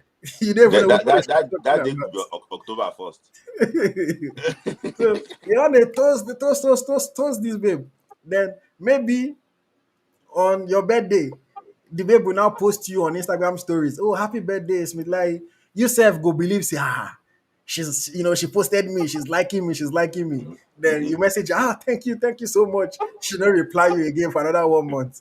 That's what has been going on between the NFF and Tosin Adarabioyo. Mhm. Independence Day, he go post picture in his Nigeria jersey. Oh, happy Mhm. Independence Day to Nigeria. They say, oh, yeah, come Mhm. and play for us now. I'm not ready. I'm not ready. Mhm. I want to focus on my club career. I want to focus. I Mhm. want to focus. Do you think now that is Eric Shell, now that honestly, like let's be realistic to Tosin, is and this is another thing that happens to some men. The babes that like you say, oh, they're not fine enough for you, they're not hot Mhm. enough, they are not this one, they're not Mhm. that one. Then you are now toasting the one that does not like you. Mhm. That's what is happening with Tosin. Nigeria has been toasting him since he is toasting England. England know they look inside. Mhm. Do you think that now with Eric Shell, there is actually a good chance, or there is a chance that Tosin will finally bow his head and say he wants to play for Nigeria? Uh, you know, uh, for example, now you give a very good analogy about toasting a babe. If you, Thank if you toast a babe, and toast the babe, say, I like you now. I won't make you come now. I just say good morning. How are you? Good morning. you. Sorry, babes always say that, please don't kill me with how was your day. Don't be like How was every your single day? day. How was your? That was your How day. was work? How was work? How was your day? How was work? How was your day? Hopefully it was not stressful. Good night. You Hmm. know, if you are talking to the people and you don't say anything now about anything, what do you want? What do you want? Talk. What do you want? Talk. So for me, I think it's high time that the NFF contact. I think they've already called him actually. So and it's now time. He wants NFF to call him first before he actually will tell him, arrange a meeting, and actually will tell him about the plan. The And I project. think, the plan is project for Nigeria. So he Hmm. goes and his project. With due respect to some coaches too that have been going to London, they have been watching matches. They are just collecting tickets. They are not be with due respect to maybe I don't just allegedly they have been going to England. They're just collecting tickets. They are not saying anything, not nothing. So for me, I think he's a very serious manager. I think he needs to tell him about how he wants to actually play, and that's the best. That's it for me. I think this is time for him to change because I don't think England will look if you're not even getting game time in Chelsea. How will they call you? So they will call Shaloba ahead of him. So for me, I think it's time for us to change. You might be seeing Tosin play for Nigeria in the June friendly window. Hmm. Okay. As we're talking now, I'm seeing the comments. Some people are saying, leave him, leave him, leave him. He is 28 years old. Somebody say, how can you call him a rising star at 28? Hmm. They say your morning is when you wake up. It's not about the time of the day. Hmm. Rising star no be by age. Is Hmm. now that his star is rising small since he Hmm. joined Chelsea. So I'm Hmm. not referring to his age. But let me ask you, do Hmm. you actually think that Tosin is a player that will improve our defense? 100%. 100%. Look at his partnership with Kevin Bassey. See, we are looking to create a club Hmm. team in the Super Eagles. That is the idea. Olaino, you can see Olaino playing with Tosin Adarabioyo in the form. Eh? So Adarabioyo played with Kevin Bassey In in Fulham. Fulham. Hmm. So like you can see exactly that we're trying to create a club here now. That chemistry. That chemistry, you know, is going to be there. And look at how stingy that defense was before Adarabioyo left to Chelsea, left to join Chelsea. Was it last summer or so? So for me, it's going to be an upgrade, no matter even if it's not playing regularly for his club. In fact, if after this season now, when we go and join Roma or AC Milan or anywhere, because they go to AC Milan after after that sojourn in England. So That's where if you don't make because up for AC Milan is Chelsea, like a AC dumping ground. Milan. Sorry, sorry, I don't. That's Chelsea's dumping ground now. Yes, now everybody Loftus just Cheek, Abraham, Tomori, I think Pulisic, police Keller. see everybody just don't put them there. So he's going to go to Milan very soon. So for me, is a top class defender. Mm, And another good thing is that he can play from the back. He's a mm. threat to set pieces. So you are not With his seeing a height. clumsy, yeah, with his height. You're not seeing a clumsy defender. Harry Guy likes to play from the back, but with due respect to our humble captain, most of the long balls are not really clicking. So I just think that it fits the profile. Mm, mm. No, and I think I didn't have to say that's a slap on our face. I never knew he was watching before until you called out his club. See, but I think like see, I'm going to have to agree with you. Even if Mhm, he's not going to be somebody that is playing every single match or starting every single game, there is no see. I'm not somebody that thinks beg players. I don't think so. mhm, Players need to pay us respect. But if you're asking me, do I think that this guy is going to be good enough for our national team? Yes, of course he is. Like, with all due respect to my guy, Igor, are we going to lie to ourselves and say Igor is a better defender than Tosin?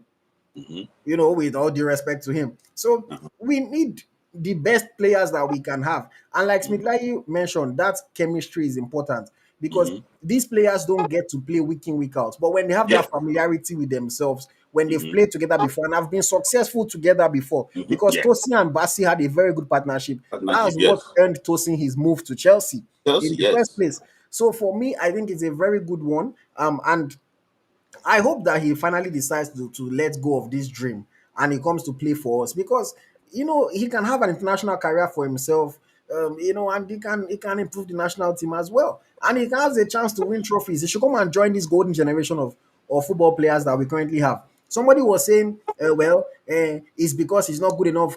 He's not good enough to play for England. Why should he be good enough to play for us? And this is why I always tell Nigerian fans that, with all due respect to all our players, we need to realize that there is world class and then there is Nigeria class. I've said this thing before. We need to stop looking at our players compared to the rest of the world. How many of our Nigerian players realistically can play for England? Osimhen, Lookman, Olaino, Mhm, Oparinye. mhm. It has finished. What Like, about, what about Bobby? What about it?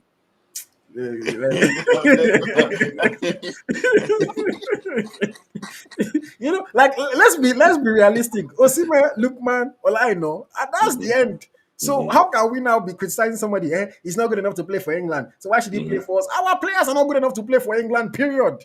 mhm, If Tosin comes to Nigeria, he is a Nigeria class player.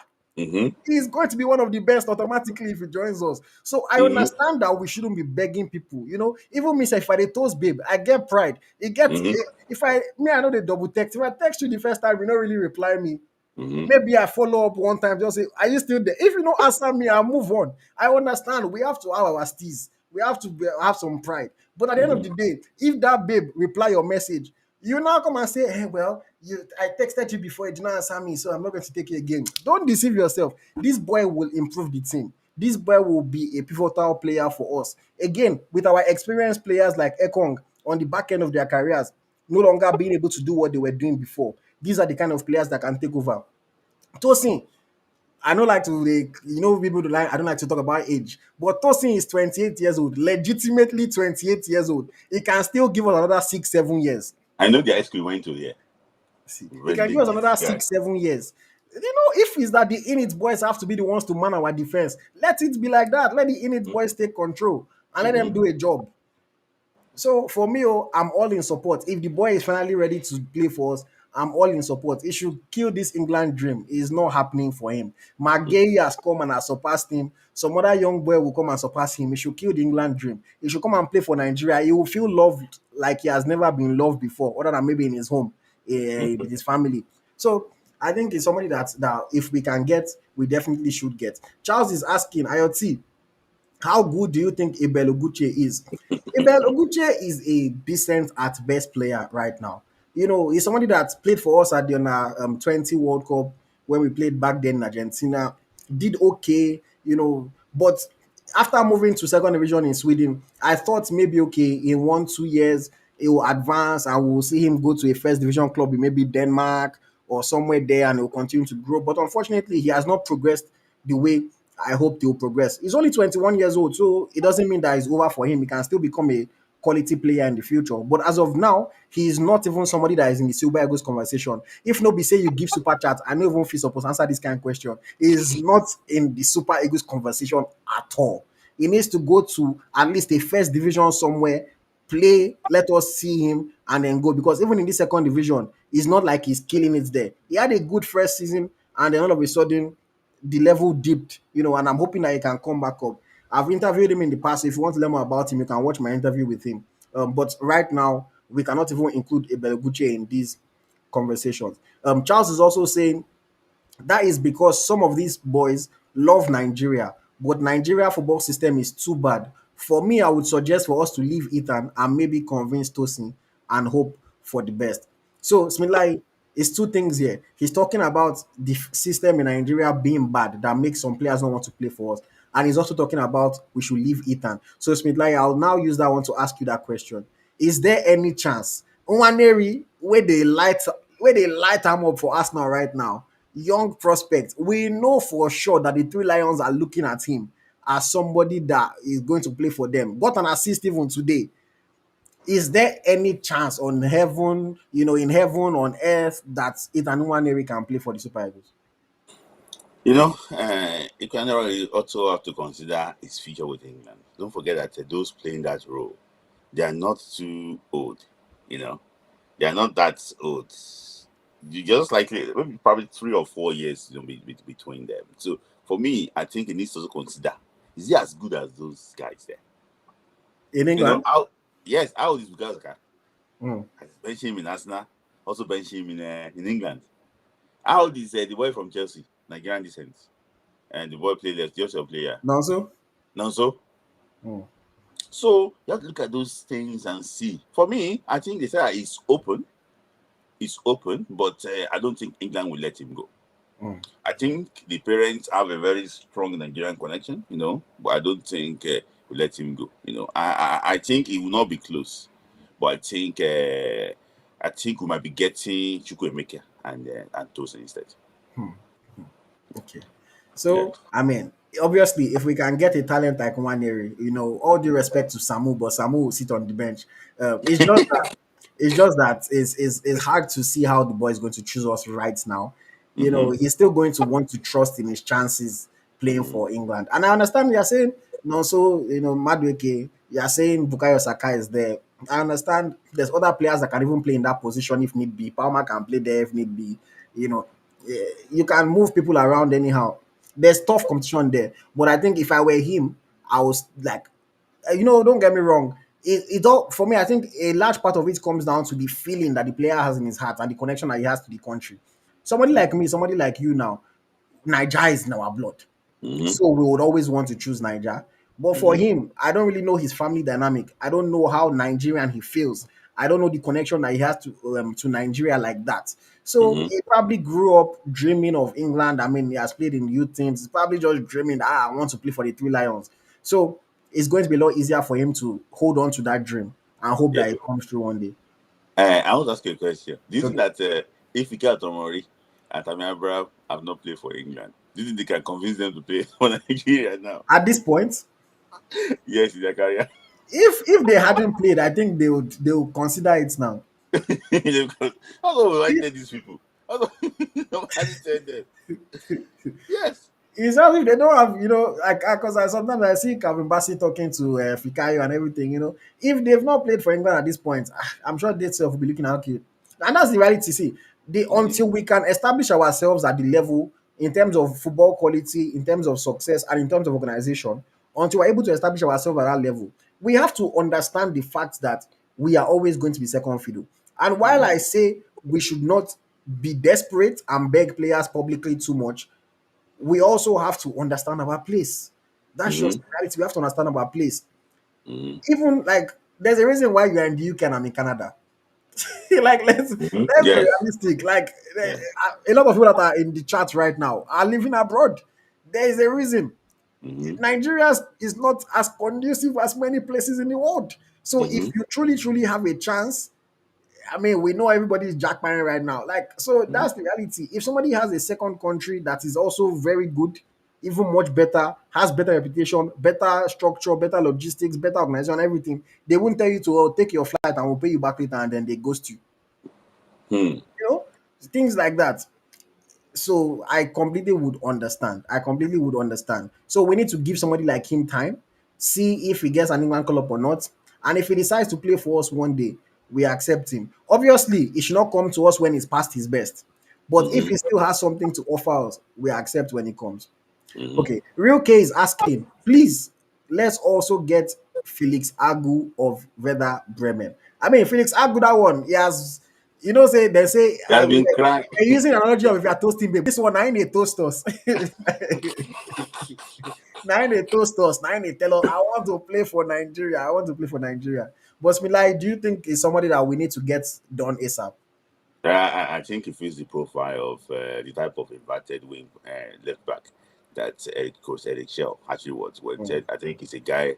If you saw his goal last weekend, very good goal. It's a guy that I don't know why you're not tracking him yet, but come on, he's already He a needs to Nigerian. switch that passport first. When No, I he already got his Nigerian passport. It's not about getting it. When I see, or FIFA now has the international this thing system. When I Uh-huh. see on the FIFA system, Felix Uh-huh. Agu has changed He to the doesn't night need. He doesn't need to FIFA approval. to switch for. Yeah, Doesn't. saying he doesn't need No, to switch. no. Just like Tosin, he doesn't. They don't need to. So all that is left is. But Tosin used to represent the English FA now. No, he didn't represent He them didn't in. represent the Three Lions, but he played in No, the no, no, UK. no. He didn't play in any competitive game. Oh, okay, so it's about competitive game, even for the youth Yes. team. No, he didn't play. Go and check it. Any competitive game, he didn't play. Even for you team, any competitive game. In and Otto Congo, they don't need clearance. Hmm. Okay. Yeah, Otto Congo, just like Alex Iwobi, he So didn't if that's clearance. the case, it's just for us to call him up. You also call him up. So and there is a, I don't want to say it, but I have to just say it. There's also there's go be a trip to Germany to talk to uh Maurice Jens, of Mainz. He's on loan from Mainz to Hmm. he's on loan from Wolfsburg to Mainz, and also the big man himself, Noah Tobolo.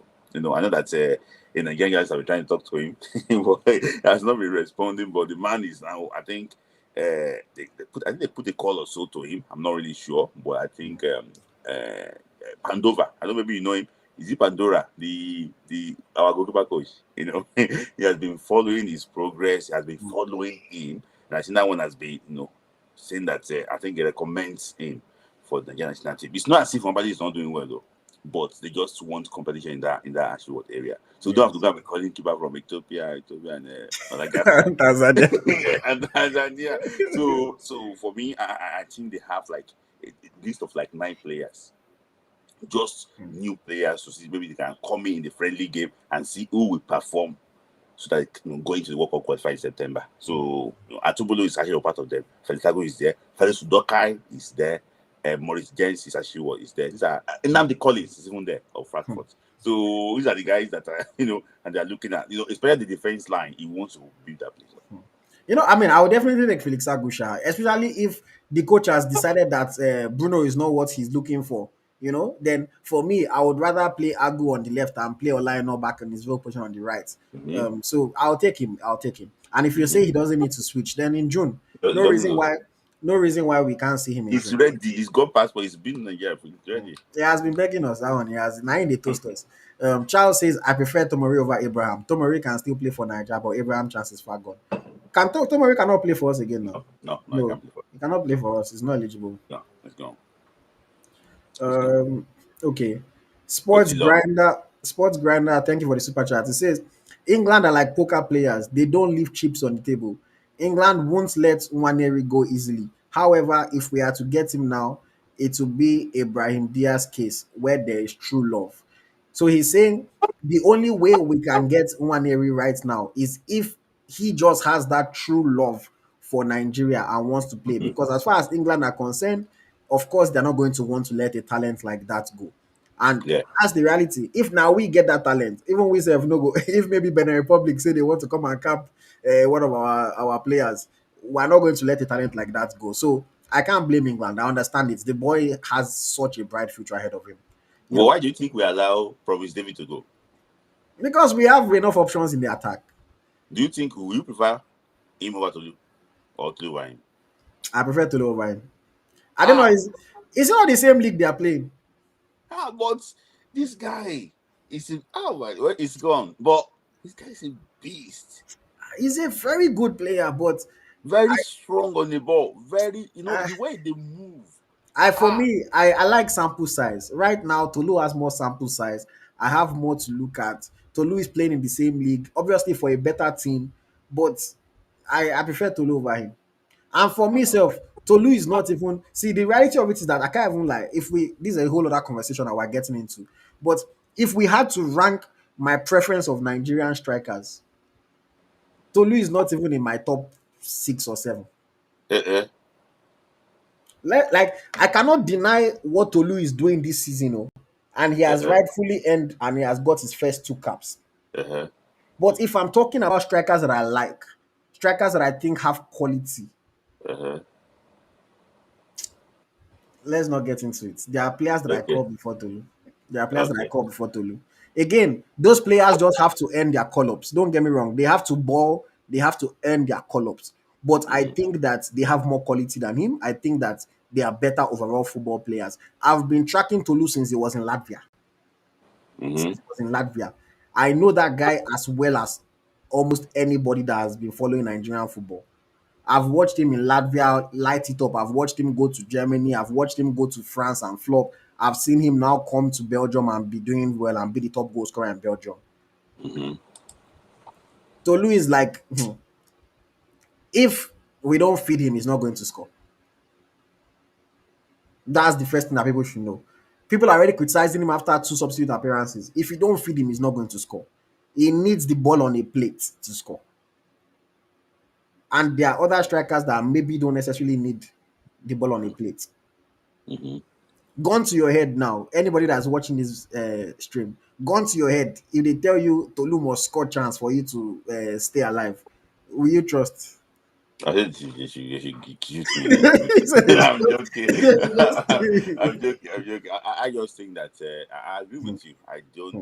Think I don't think he's a typical Nigerian striker. A lot of people went after Nwaneri, when he actually was made a comment about him. For me, I think that comment was too harsh too, about telling him that he's going to be learning how to defend. But for me, I just think that Terry Murphy, that the guys are, very good player. I think I should was ahead of him. But for me, I just hope that for me, except if those guys are fit back in form, I don't think getting a call upset. Yeah. Okay. Let us move on. Let us move on. It's almost time for me to post the link for people to join and call. Well, we're almost already at the 2 hour mark, so we'll try to split up as much as possible. Let's talk about our head coach, Smilai, Eric Shell. 2 games, 1 win, and 1 draw. The win made a lot of people happy. We had a lot of positive things to talk about, a lot of things that we saw that we were impressed with. Mm-hmm, And the second game, things that were impressive, but at the end of the day, the result is what matters the most in football. And mm-hmm, a lot of people felt like he made errors at the end in terms of bringing Boniface on when he should have been trying to secure the 1-0 victory. Even though I said it in my review when we did the show last week that I feel like the coach coached a winning performance. He mm-hmm, cannot teach Intidi how to finish. He cannot teach Iwobi. He cannot teach Lukman. He cannot teach Simon. He cannot teach the players how to score. mm-hmm. He did enough to create opportunities for them, set the team up well. But maybe at the end, he made a mistake. Some people are happy with him, some people are not happy with him. let's also just note that most of people that are not happy with him, they are the ones that did not want him in the first place. So they are now just, oh, Shebi told you, oh, yeah, see what he's doing. Hmm. In your opinion, how would you assess Eric Chelle's performance as Nigeria coach so far? Looking at the on-field result as well as some of the things that he's doing off the field. For me, I think that I'm going to start by because I have not met him before, and I did not actually I did not have any conversation with him before. But I'm going to just quote somebody. We have not mentioned his name. He's a player in that team and one of the most respected players too. So that in his days in the national team, he never see any ball, any coach where sabi, we understand football, reach this man. Hmm. And this person I'm talking about, I've worked with lots of coaches. So if I say these club coaches now, people will know him. So I don't want to mention the person's name. So I won't tell the person that the boss. But this person I'm talking about is a top player in the team. And he said that nobody understands football in his man. One thing I would say about this man is that one, this man is trying to bring discipline to one of for me, this is like one of the most indisciplined Super Eagles team I've ever seen. He's trying to bring what? Discipline to the team. He's trying to, control the atmosphere in the team. This guy is trying to give us a pattern of play, which is different from the one we have been used to. Under Finidi get at the gravel, he's crossed the ball to Victor Osimhen. Look for maybe he's going to actually what score. But I've never seen a game that Nigeria created opportunities against Zimbabwe like this before, begging to be scored. Just small composure, the ball would net at the back of the net. So, it's a clear identity. When the coach a winning performance, like what was said, it's left for the players to now rise to the occasion and score. For example, now, you are a defender. They don't give you all the necessary information to actually what to do. It's not left for you to kick the ball. No free kick. The coach will not coach you, will not tell you how to do that. They're already giving you platform, ways to do all these things. So it's not left for you to do it the right way. So for me, I score the coach ID, and most of the people that criticize him, they will say that, oh, if you have brought in a defender, let me tell you something. If he brought in a defender that day, and we consider, say, Pastor number two, he went to go and this thing, it's Babu, and they press you for back. Nigerians now, because the result did not go away, that's the reason why we are saying all these things. If we defended that result and we won that game, nobody will mention Victor Boniface not tracking the ball. Nobody mention Ekong. We will not even know that they are even tired. But because the result didn't go away, that's why we are saying all these things. So Hindsight is for always me, 2020. yes, thank you. And for me, we did not know what he told Victor Boniface. And if you look at it, IoT very well in that game, I went back to the sequence of play that led to that equalizer. You know what happened? They were targeting Ekong and Osai Samuel. Hmm. They were not targeting Kavin and Ola inside. Osai Samuel and Ekong is a weak link. Go and check all the attacking is from that area. They know that these guys are not actually they're not really there. So for me, I think he also learned from that too. That okay, I have some weak links, and he knew that we need a defender. We need at least two defenders. We need a midfielder. He said he's okay with our attacking options for now. So for me, I score him 9 out of 10 for Nine what out of 10. out of 10, yes, because I hardly see any mistake from him. And I was hearing that there was a confusion in the camp. The way the guy brought everything out and nobody even heard about it. He called everybody to order and everything. It tells me that he's someone that can be a big brother, can also be a father for these players. So for me, I think if the NFF supports him very well, I see him staying for so long in this team, national team. Okay. I will say, I think the coach is doing a good job. I like, the way he sets his team up. Like I said, I think he coached a winning performance in that second game as well.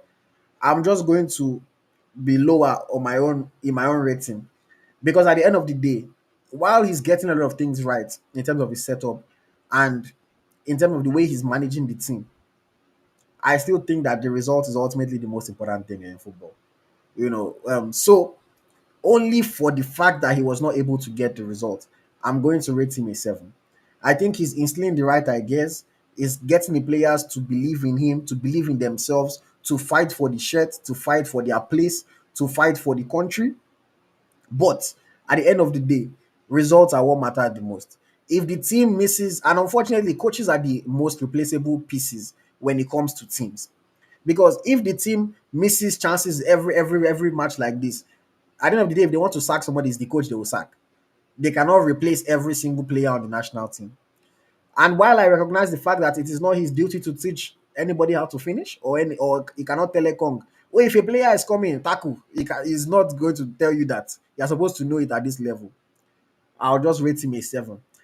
It's going to be, obviously, it's only 2 matches, so it's interesting to see how things progress and how he does well moving forward. But I have to say that he has done a decent job so far. We have to give him that credit and say he has done a decent job so far. Um, Charles says Osai Samuel needs to step up. You play for world class defensive coach. Him saying he plays for world class defensive coach is a bit of a stretch because he barely plays these days. You can say he trains under a world class defensive coach because obviously, there's a reason why he doesn't play as much as we would expect him to. Some people are saying 7/10. Some people are saying 6/10. Um, but majority of people think that the coach has done a decent enough job. Okay, Smilai, let's conclude very quickly and take quick calls. I want to ask you, or I'm not necessarily ask you, but I think the Trinidadian Federation president came out and confirmed that we are playing in a 4-team tournament in June. The tournament is going to be taking place in the UK, but unfortunately, England are not involved. Some people were excited, but England are not involved. So it is going to be Trinidad and Tobago, Jamaica, Nigeria, and Ghana. The first game for us is going to be Nigeria versus Ghana. Trinidad and Tobago will play against Jamaica, and then the winners will face each other, the losers will face each other. These games are going to be in June in preparation for the resumption of the World Cup May. qualifiers. Sorry, in May. Yeah. Is it May? May 27 is the first game. Okay, May 27. Okay, but is that May June window? Yeah, May June. Okay, May 27 is the first game. So we're going to be facing Ghana, and then we'll face the winner or loser, depending on how we do against Ghana, of the second match. Do you think that these are games that are, relevant enough and that we can use to really prepare for our remaining qualifying matches? I think it's just according to, it's the Vibe FC tournament. For me, I think I think we're just celebrating Commonwealth. It's called the Unity Cup. Unity Cup. If you remember before, we used to play Jamaica a lot. Mm. And we used to play Jamaica. So calling Nigeria, Ghana. Someone, It's someone just on Twitter said 419 meet 420. so it's just to celebrate Commonwealth, and it's even Mm. in England too, where you have a very big population of us. That's why you see Nigeria playing Ghana first. So they wanted to be like a Caribbean versus Mm. African final. So I like it to be Jamaica Nigeria final. It's gonna be Vibes. a lot of vibes there. So for me, it's good that we're playing Ghana. At least African team preparing for South African game. Well, I would have like us to play one more game. Apart from that, but it's good. It's good. I think it's good to actually prepare the boys well. Will you be attending? I will be attending that. You'll be attending. Okay, so Yeah, let's watch out for that one. Smith yeah, Layi will be there to cover those games and to enjoy the games for us. But at yeah. least unlike the way they are doing the Super Falcons, the Super Eagles Mm-hmm. in action. Okay. Okay. There's also we are playing 3 friendly games in June. So 27 is the first game of May. 31st is the final game, Mm. the final. So then we now have another game in June. So we're Against playing who? three. What I'm hearing is that we're playing Russia, but Oh, so that Russia one is still happening. I think it's still happening. Uh, So, but I think they're looking for to wait to see we can play Zambia. mm. Okay. Zambia, similar to South Africa. Zambia, we can actually play Zambia. So for me, I think we're playing like 3 or 4 friendly games or so. So he wants to have like a light pool of players. Okay. I want to just check something. Give me 1 second. I want to look at the FIFA match calendar. But Smith, before we wrap up, is there anything else that you want to cover? Just want Nigerians to believe that we're going to qualify. South Africa don't shoot themselves in the foot.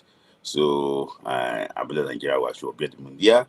And if you don't believe, you think that, oh, Smith Layi, this thing, we contributing money to this show, £1,000, $1,000. So when Nigeria qualify, we can come, just get that just money when Nigeria qualify. That's one of the Hmm. things.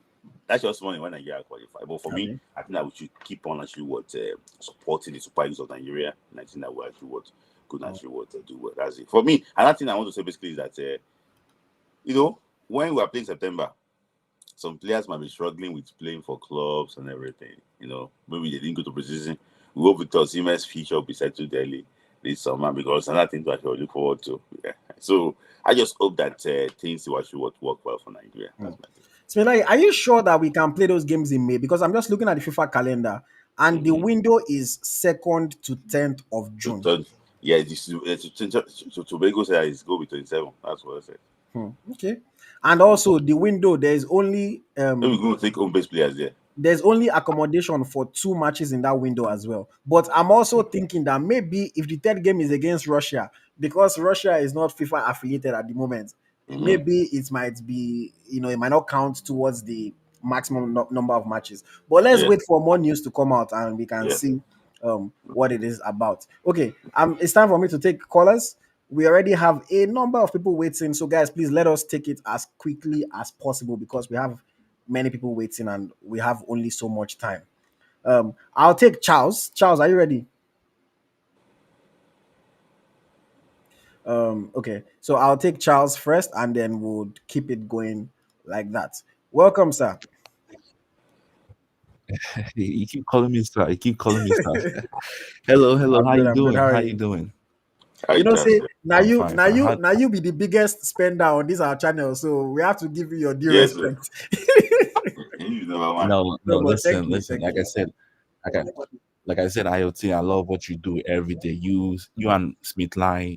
It's amazing. You two of you come inside and do all this. It's amazing. I love what you guys do. So keep up Thank the you, good thank Thank work. you. you. Yeah. So basically about the South Africa stuff, right? Is going to happen. They're going to lose points. Fortunately for us. Okay, cool. What Initially, I watched the two games, and to me, I rate Chell 7. It would have won that match, maybe 10. But see, that Zimbabwe match wasn't his fault. That's not his fault. I don't want to blame the players. Everybody will take their own blame. I'll blame NFF. I'll blame the and the football leaders. I'll blame maybe the players will take like 20 to 10% because, I think this next game they need to check. They need to do some physiotherapy stuff with them. Check on their mentality and all that because I think if you notice when they went to their club, some of them had bad games. Like Lookman, like maybe Osimhen did not score. Osimhen didn't score this in his previous match, and Galatasaray they lost down on beating stuff. So I think that stuff is messing with them mentally. So for me, I feel I'll give him like a 7. I'll say that NFF need to hands off and they need to check what is going on with our home stadium. Because if you notice, we haven't won our World Cup qualifiers now in how many years? In 4 years at home. So definitely there's a problem. There is a problem at home. Somewhere, maybe the pitch is not good, something like that. And also, please, the big boys, they need to step up. The likes of Simon Moses, the likes of Iwobi. Come on, you guys need to step up. If Osimhen cannot be the one stepping up, all of you need to step up with him. And Nwabali needs to do better. I don't I love Nwabali. I love him and all that. But I won't say he's world class. He hasn't done something, breathtaking. When Emiliano Martinez saved that shot from Mm. Kolomwani, everybody was like, world class, world class, world class. When he saved the three penalties, world class, that's how you know world class. When Courtois became prime Yassin in that 2022 UCL final, 8 save, not no one entered inside from Liverpool. That's how you know a world class goalkeeper coming through when the team needs you the most. And when a goalkeeper is performing well, the whole team will Mm. perform well. So like I said, I don't rate Nwaneri as a Is world it class Nigeria yet. class though? Yeah, he's Nigerian. For now, I mean, for now, he's the best thing we have. For now, he's the best thing we have. Even Okoye can be better. I feel like people say Okoye is a flop and all that. He's not a flop. I've watched him in his game. I think Okoye's problem is he doesn't communicate with the defenders. He has that kind of respect for them. He calls them Uncle K, Uncle this, Uncle that. So he has that mutual respect for them. So I think that kind of like frights him out, not to like, call them out and do that. But I think okay, needs to start doing that, to save his career. Because I see okay as a quality keeper. The saves he make, no. And Chukwueze should not be invited. Chukwueze should not be invited. I'm sorry, he should not. He needs to step up. You can't tell me that him and Osimhen started at the same pace. Osimhen is already leagues above him. Everybody's Both running a started with different race now. yeah, but both started with the same hunger. If you go down under 17, they were all of them. Everybody I is was like, hungry wow. when I they're said still in when I watched Nigeria now. If you come out, no, because when I watched that under 17, 2013 and 2015, I'm like, wow, Nigeria's future is secured. Yeah, these boys are blood. Now look at 2025. Look, we're struggling to qualify for World Cup back to back. It's annoying. So NFF, if we eventually qualify for the World Cup and we get money, please let that money be directed to our football investment. They should not use us and lie to us and say no money, money no day. If we qualify for the World Cup, let that money be directed towards our football investment. I think we suffered. I remember David Doherty was saying in 2021 that soon we'll struggle to qualify for World Cup, and it's happening. Unfortunately, even this AFCON we qualified by what? Were we confident in ourselves? Our first game we won 3-0. Our second game we drew. Our third game, a 9 minutes goal by this right. boy Dele Basiru. Our other game it was awarded by CAF. Then we lost when we drew to Benin. Then we lost to Rwanda. So were we confident? No, like something needs to be done. All hands on deck. Like they need to call it a state of emergency on our football. Our football is dying gradually every day, every day. And I'm so afraid because if Victor Osimhen retire, who's going to fill up that gap?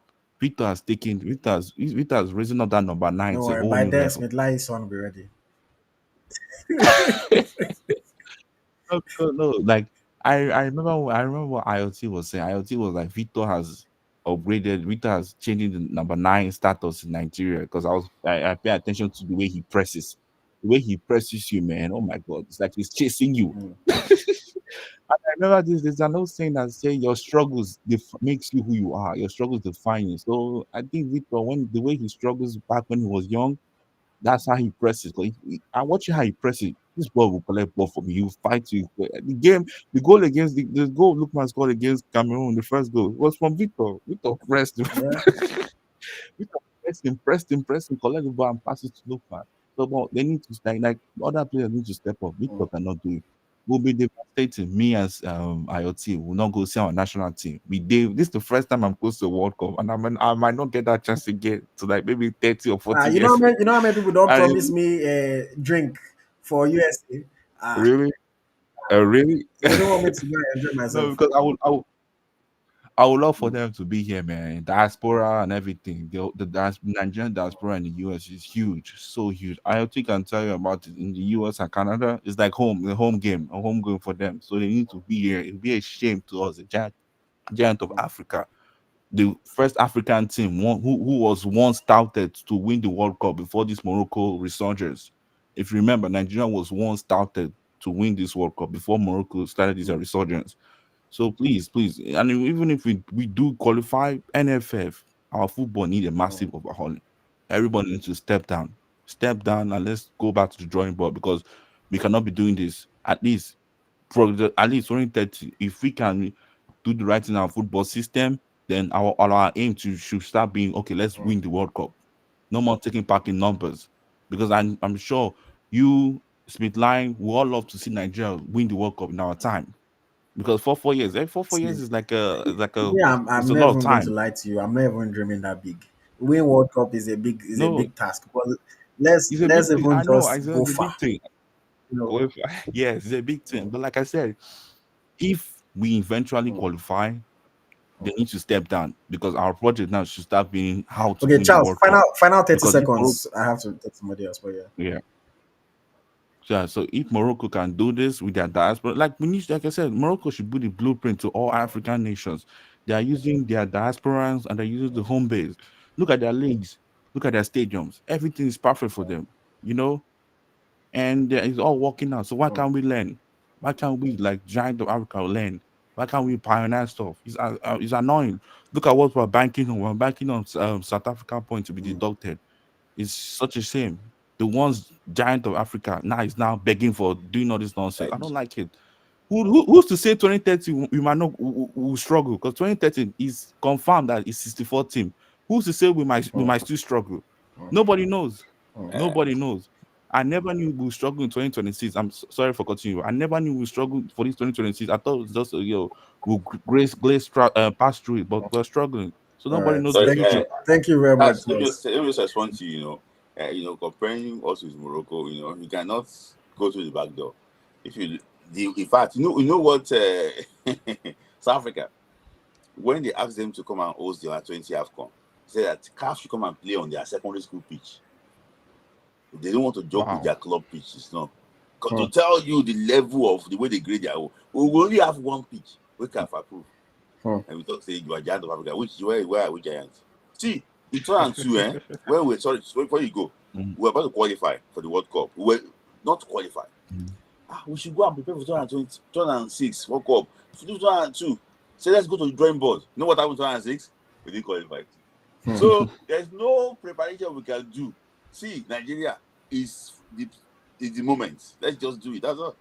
Hmm. Hmm. All right. Thank you very much, Charles. I appreciate you, man. Thank you very much for Thank you so sharing your much. thoughts with us. Thank you so much. All Okay. right. Smith said somebody said we're self-acclaimed giants, but we Yes. don't we don't we don't prove it on the field. Okay, let's take our next guest. Humble Henry, welcome, sir. He's here. I have called you out already. Yes, welcome to everybody. I really enjoyed today's conversation. Very, Thank very you. good. Let me start with the April Fool. Yes, the Hmm. April Fool is very, very expensive, but it is what it is. Like today, is it last night? Somebody called me that they rushed my mom in the hospital. Hey, that is already in coma. The worst thing, I called my mom and her phone number, her phone was switched off. I said, "What is going on?" At the end, the person said it's April Fool.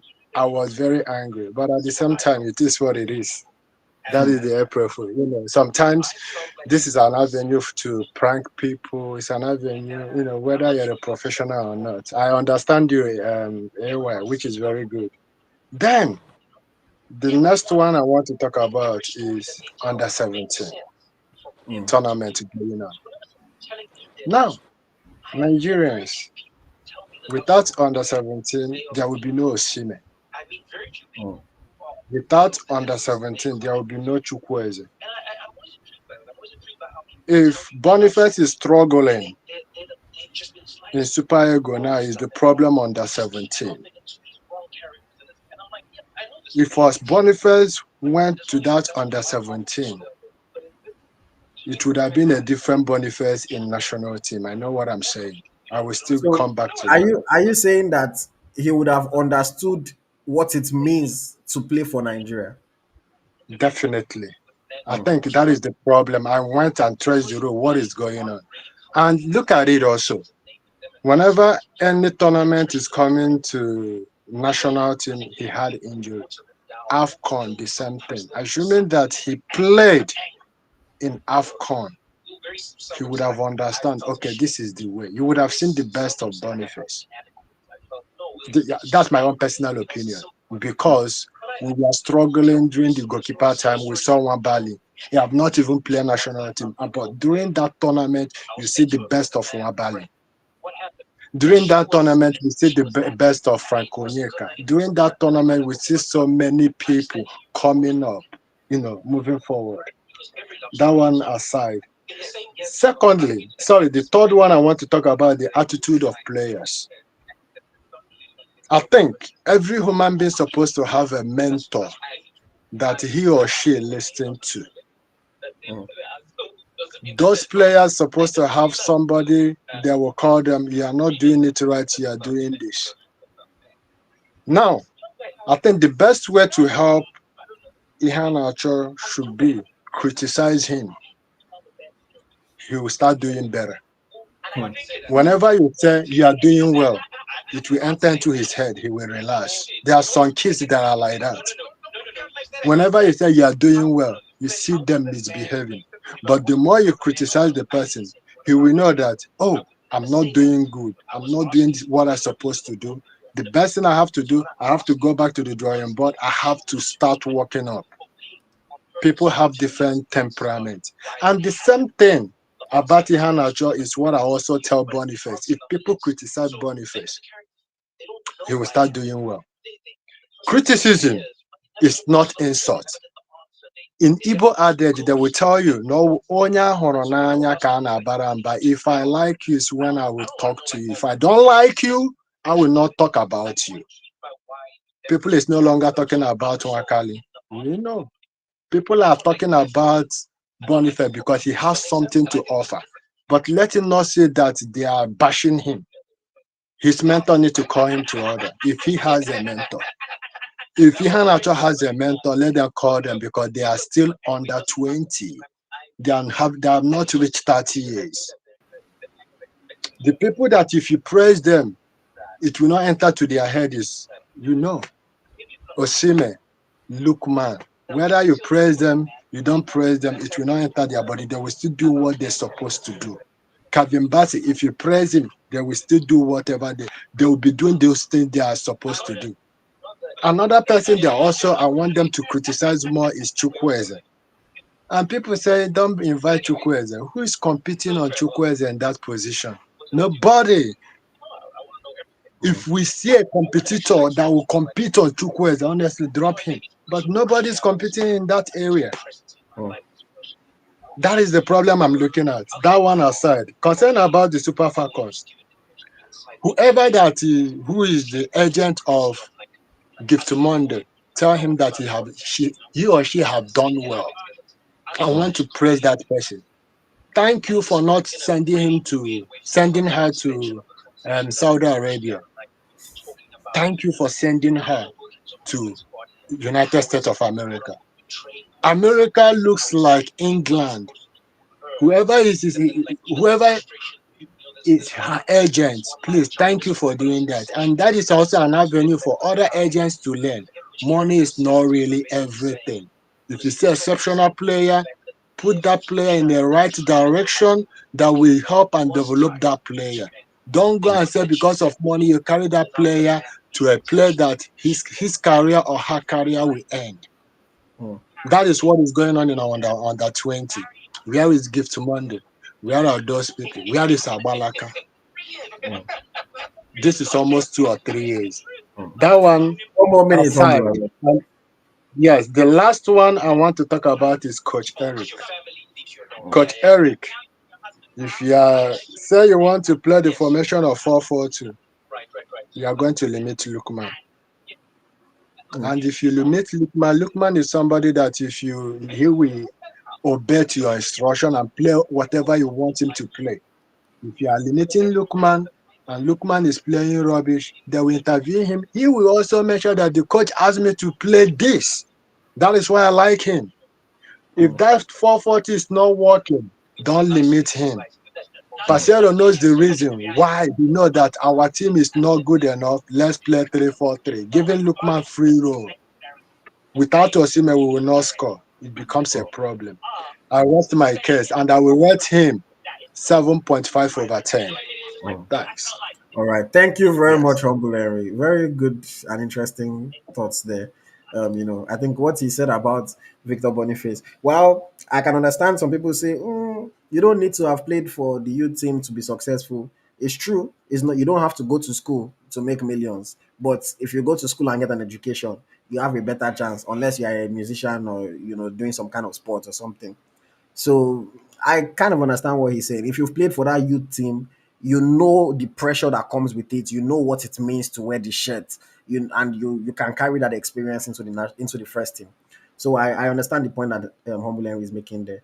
Okay, let me take Temitope. Temitope, welcome.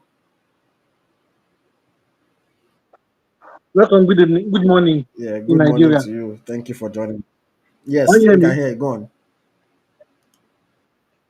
First of all, AyoT, please limit your time of calling. It's not going to sleep and go up to work in the morning. So let time be a little bit like 10 to 3 minutes for those to make that Okay. comment. That's one. Concerning what the opportunity, first of all, I want the manager to call to try to get this guy to play for Nigeria. Nwaneri compete to make to play to fight for shit against Chukwueze in that position. And for defensively, I think Tosin will do a better job for Nigeria as a Hmm. defender. And lastly, Nigeria father said they don't their own base. If it's going on at that home Africa that going on now, Africa. Morocco team have seven players from other countries. The under 17. The captain of the captain keeper to the play for Barcelona youth team. So everybody is bringing their players from Europe. So can do the same team. Get our team ready. Play our team. Try to do the best. For scoring, she has called him 8/10 for losing that point against South Africa. For Zimbabwe, I gave 8/10. Overall, the manager is a good manager. I want to continue and let's wait and see what happens in June. All right. Good Thank you night. very much, Temitope. Okay. So Temitope Temitope is said always I should. spot on. Temitope said I should limit you guys. So everyone that is coming now, based on Temitope's instruction, I think everybody you have has. a time, IoT. Yeah, I need to put so that everybody has a specific. Because to be honest, we get a lot of people that want to call, and if we allow everybody to talk for, let's say like now today, now we've had over 10 people. If everybody talk for 5 minutes, that's already 50 minutes just of people Mm-hmm. talking. So we actually, everybody, please just try as much as possible. Write down your thoughts so that it's very concise and straight to the point. But yes, Elvis, welcome, sir. Hello. Okay, Elvis is having connection Can you issues. hear Everything me? is the this one for Vibe FC. Welcome, man. Hey, Hello, boss. you Yes, know, good to invite see me on Hello. Monday. Oh. You too far. You're staying far away, boss. Uh, Yeah, good evening, everybody. Good Yeah, good evening. I'll evening. start with a bit of joke. If if we are going with Hello. Can you hear me? IoT's example of Hello. how they toast babe and how Adarabioyo should come to Nigeria, Adarabioyo will not accept for his toast style because it's the way new age people toast their girlfriends. But Sweet Lai is toasting the babe like our old uncles, the way they toast our old aunties. I like you, how far now? So eventually it's going to come to Super Eagle. But yeah, that's about that. Well, for Super Falcons, I think everything happening in Nigeria is a reflection of Super Eagle, Super Falcons right now. Because Hmm. if you look at it, even in 2004, where we used to have the likes of Sheo Diku and the likes, as bad as they were that time, the way they used to talk bad about them, they still put things in order in a little bit because, in a way, our whole maybe president then was not as I'm not saying our president is bad now. Was not everything is not as bad as this time, but in a country where the president himself didn't even get there legally, everything is Don't let just. them don't let them shut down our show. I mean, sorry, allegedly, They, allegedly, say, they but say they want to do a social content creator license now. We don't say we don't You get are not in license. Nigeria. You are not in Nigeria, my I brother. know. See. Everything is. Imagine there was a time Michel Obi. I don't know if you remember Michel Obi when he contested for NFA president or NFF. I don't know. Maybe they switched to NFF then. The AIT presenter. They didn't let him. I think so. There are people that, if you track their past, you can tell, okay, these people are sports people. They would put things in order. But right now, these guys, they don't care. You can see we are now past the days where a Nigerian female will win any African best again. You will never see it in Nigerian female like winning African best in the next 5 years. Hmm. And that's the simple truth. You are not going to even see any Nigerian player winning African best aside Osimhen Hmm. because they are not putting things in order. no under 17, no under 20. Things are not right. So we just pray the country put things in order, and then it will fall back to picking people that are right for a certain position to make things come to right place. But because of Temitope's rule, I will go quick. All Thank right. you. Thank you very much. Thank you, my guy. Okay, that was a lot of people. Let me see. Adedamola is next, and then Ayo. If you can turn on your camera, I'll take Ayo after Adedamola, and then Elvis. If your internet is working now, I'll come back to you, and then we wrap I up. have a timer. 2 minutes. I All mean, right. 1 minute, 10 seconds. All right, Mr. Adedamola, welcome. Hello, guys. It's good to be with you again. Oh, thank you. Thank you. I'm loving the show. Great show, Yeah. So yes, your previous caller, Temitope, the timekeeper, he has told us that 2 minutes. So I've written down my notes. So let me start with what your previous caller said, Ombu Henry. Mm. I never thought of it. One thing about this show is that we learn from each other, right?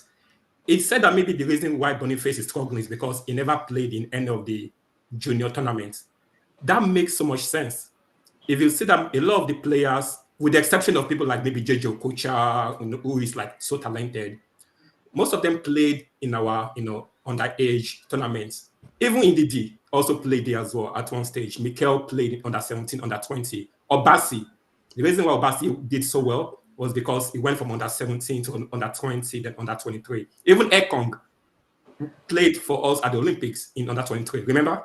Yeah. Even though he's foreign born. Yeah. So it makes so much sense, When I think of the strikers, the only striker for me that comes close to Osimhen in terms of being rugged and fighting for the ball is Awoniyi. Awoniyi played for us in the 2013 under 17 World Cup with Iheanacho. Osimhen was the next Awoni at that time. Yes. And I remember, in fact, Awoniyi was a replacement for, I think, Isaac Success also, who was injured. So I watched that tournament in UAE, So it makes sense. So I pray that someone like Awoniyi will be back to full fitness, maybe by the beginning of next season. He'll be back because I feel like he has that ruggedness to be there if Osimhen is not able to play, or if we have to bring in a substitute. Then secondly, I want to talk about our coach, Coach Eric. We Nigerians, we are very emotional, to be honest with you. Sometimes the reason why we fire coaches is because of how we behave, how we talk. This guy is a new coach, and I see people already saying that, sack him if we don't qualify. I want to say this. Hopefully, maybe NFF guys watch this. If Nigeria does not qualify for this World Cup, I pray we qualify. I pray. By the way, I'm here in the US. I live in the US, Dallas. I pray we qualify. I used to live in South Africa, so I was there in 2010 when the World Cup. During the World Cup, I was living in SA then. So it's crazy. Like, you cannot miss the World Cup. I'm sure AyoT, I'm sure you don't want to miss the World Cup. Now, but just in case we don't qualify for this World Cup, they should keep Eric and then focus on AFCON. Then after that, give him like a 4-year plan. 4 years. Let me tell you something. I know you guys keep talking about, World Cup, we cannot win the World Cup. Nigeria can win the World Cup. An African team can win the World Cup. What is limiting us is consistency. The reason why Senegal is today is because they've had the same coach for years. Germany, it took them like 5, 6, 7 years to get it right with their coach. And then they won the World Cup, right? So we need to keep Eric, Then I will go quickly to Tosin. Tosin is 28 years old. We need someone like Tosin because he's tall. I think 6'5". I think we lack. I like tall, defenders who are tall, So I think apart from Ekong, we don't really have tall defenders again, Bassi is not really tall. So I believe Tosin will be a good addition. But we should not force Tosin to play for Nigeria. He's 28, so by now he should have decided if he wants to play for the Super Eagles or not. So we should not force him. As for Nathan Nwaneri, Nathan will not play for Nigeria. I don't think we should waste our time trying to force him. But one thing I know for sure is that if Nigeria qualify for the World Cup, it will be a good incentive for us to then push for Nathan next year. But Nathan is not going to play for Nigeria this year. He's not going to come. Even AFCON is not. But if we qualify for the World Cup, then it'll be easier to kind of, bring him in. That is if England doesn't call him this year. I'm one of those, I like to be realistic. This whole thing of forcing players, toasting them around the place. No. I think you have to fight for the share. Because what is the point of players coming in and they don't have the zeal or the passion to play for Nigeria? So I will leave it as this for today. Thank you for your time, guys. All right. Thank you very much, Mr. Adedamola. Okay, and then our final caller for today is going to be Mr. Ayo. Welcome, sir. Yeah, thank you for the opportunity to speak on this platform. This is my first time actually, and your views have been very, very insightful and Thank you educative as very well. much. We love your first time caller. Thank you. Yeah, so I've got 3 points to make. The first one is for our football to unravel. I've heard so many things being said. If we don't unravel our local league, I mean, there's nothing we can do. Let us divide the games we play into two. Maybe we play in Europe and Africa. African football is different. Physical, you have to have a lot of stamina. Let's look at the past and let's look at the trend. Let's look at Agawa from Insurance, he became a star. Let's look at even as far as Isaac Semitoji, I can remember back in the days. West Ham would use him to prosecute all those local African games, but when they went to the World Cup, the whole team changed. We can understand that. So if we don't unravel that locally, forget it. We are just fooling around. Look at the turf alone. Our players can't play a weighted pass on an African pitch, which is quite unfortunate. They can't pass the ball. You watch it will be pass the ball for Fulham. When it comes to Africa or Nigeria or Uyo, whatever stadium, and I'm not only talking about Uyo, I'm also referring to that stadium that they said was one of the best stadiums in Rwanda. The pitches are not good. The facilities are not good. The only people that can prosecute these games are if we infuse some local league players. Because you get, at some point, African football becomes scrappy. When we played against Zimbabwe and we scored a goal, we should have turned it into a scrap. Bring in those boys and they start running around and kicking. Morio can sacrifice a red card to win a game. He can. We need to unravel our local. If we don't do that, forget. Remo Stars, I watched them play once or twice. Good footballers, good. You could see traces. Infuse one or two. Let them come and run around. There's no stamina. Can I just interject you slightly because so that you mentioned Isaac Semitoye. You also mentioned few examples. Amuneke even came into. But the issue is this. Then the gap between leaving Nigeria and going to Europe very close. Finidi George left Nigeria for a trial in Ayers and he passed the trials and he got transferred. My brother, the best defender in Nigeria last year went to Villarreal. He's in Villarreal's second team. He's not even getting game time.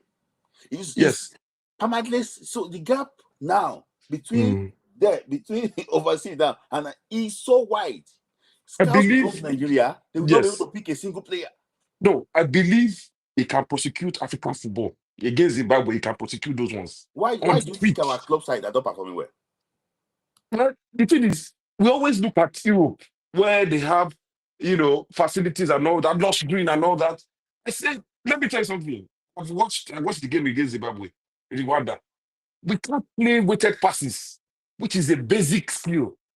I live in Birmingham. You play five-a-side football and you see people play. You can play pass. When you play with these white boys, they're not physical, but they pass the ball. You can see them. That's the skill that they have. But in African football, you can see they can't pass the ball. Because of the pitch and the facilities. Now, the second thing, because of time, sorry, Smith, sorry, I just want to so that people can. No. I want you to balance this thing. When Tunisia came to go and play by Liberia on a very horrible pitch. They came there, they did the business. Mosala will come and dominate you on AstroTurf pitch again. AstroTurf pitch that is bumpy. It will still come and dominate you. What is now wrong with our people?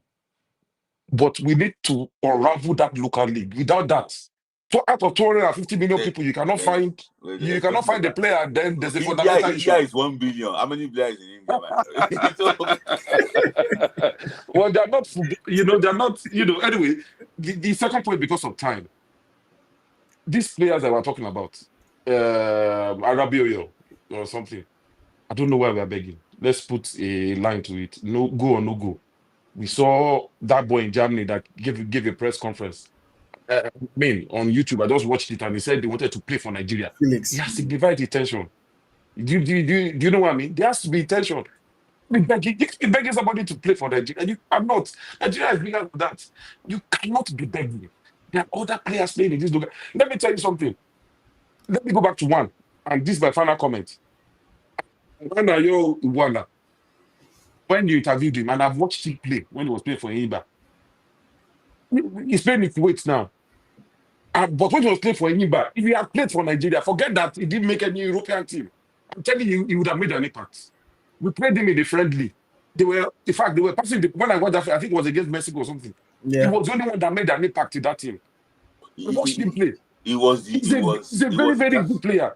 It He was was the If he captain. feels, yes, if he can infuse Adawa at that time, if he can infuse I6 Emitoje, Thompson Olia, I watched Faribo West play in Nigeria for Julius Mm. Beda. You know, so no, it's a fundamental issue that no. we are relying on these boys in England. They are good, but they I don't know. can't I play don't our know. terrain.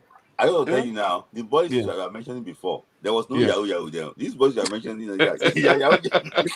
It's as if you made up your mind about the local league. No, There's no way. see, Eh? I'm a big fan of local league. I Mm. love local league. But if you don't want to just sound crazy, just leave them. I went to go and I watched the Zamalek against Enyimba. I saw defending that can skyrocket your blood pressure. Defending that was this man's feet. I saw it. I was like, hey, and people are talking about local base, local. That's why I said that what we need to do is that we need to develop locally first before even considering That's what I'm saying. big game, big That's what I'm game. saying. So the penalty, sorry, is Eric Chelle. I think our expectation is too high. You brought in a coach. You want him to win all the 5 games. How? Do you want him to win it? Oh, he has gotten a draw now. They are complaining. Give him 10/10 because I can see an input and a change in what the boys are playing.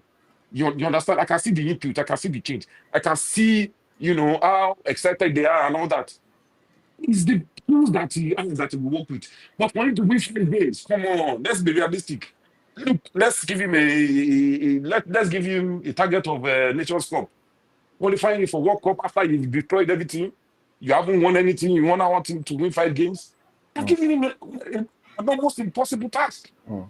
Even Mourinho will be laughing at you at this point. Mm. Do you think the other African countries have come to sell fish?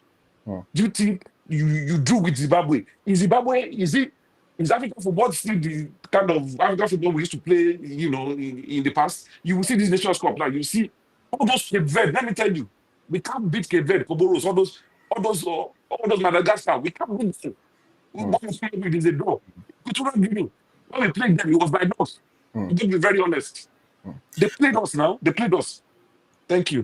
Thank Thank you you very very much. much. Thank you. Thank you very much. Okay. If Mm. I allow you as Smith Layi to continue, we can go on for this with this topic for another 30 minutes, 1 hour. Yeah, yeah. Well, the reality of it is that see these local leagues, home based players, I won't say controversy, conversation is never going to end. There's always going to be people that feel like we need to inject that hunger, that this thing, and a lot of people feel like, well, the quality is not really there. And me, I've made my opinion clear on this thing. Like we've seen them try their hand at different stages in different competitions, and they just haven't convinced me. While I understand the hunger factor, they haven't convinced me. All of them come to the national team, use it as a way to try to get a move abroad. Then all of a sudden, the person goes to Ethiopia, Tanzania, and then we don't call them anymore. We now go back, okay, and call another one because it's home based.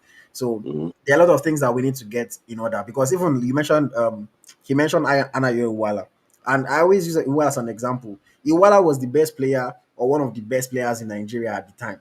He got called up to the national team. He left Nigeria and went to Tunisia. All of a sudden, he cannot get called up again. Is it that he is now not good anymore? Or okay, because he has left Nigeria, he doesn't qualify to be called up again? Do you get what I'm saying? It's like there is no consistency when it comes to the home base in terms of who gets called up. We don't actually know who the best is. Whoever we think is the best doesn't ever seem to get called up. It's always some random person.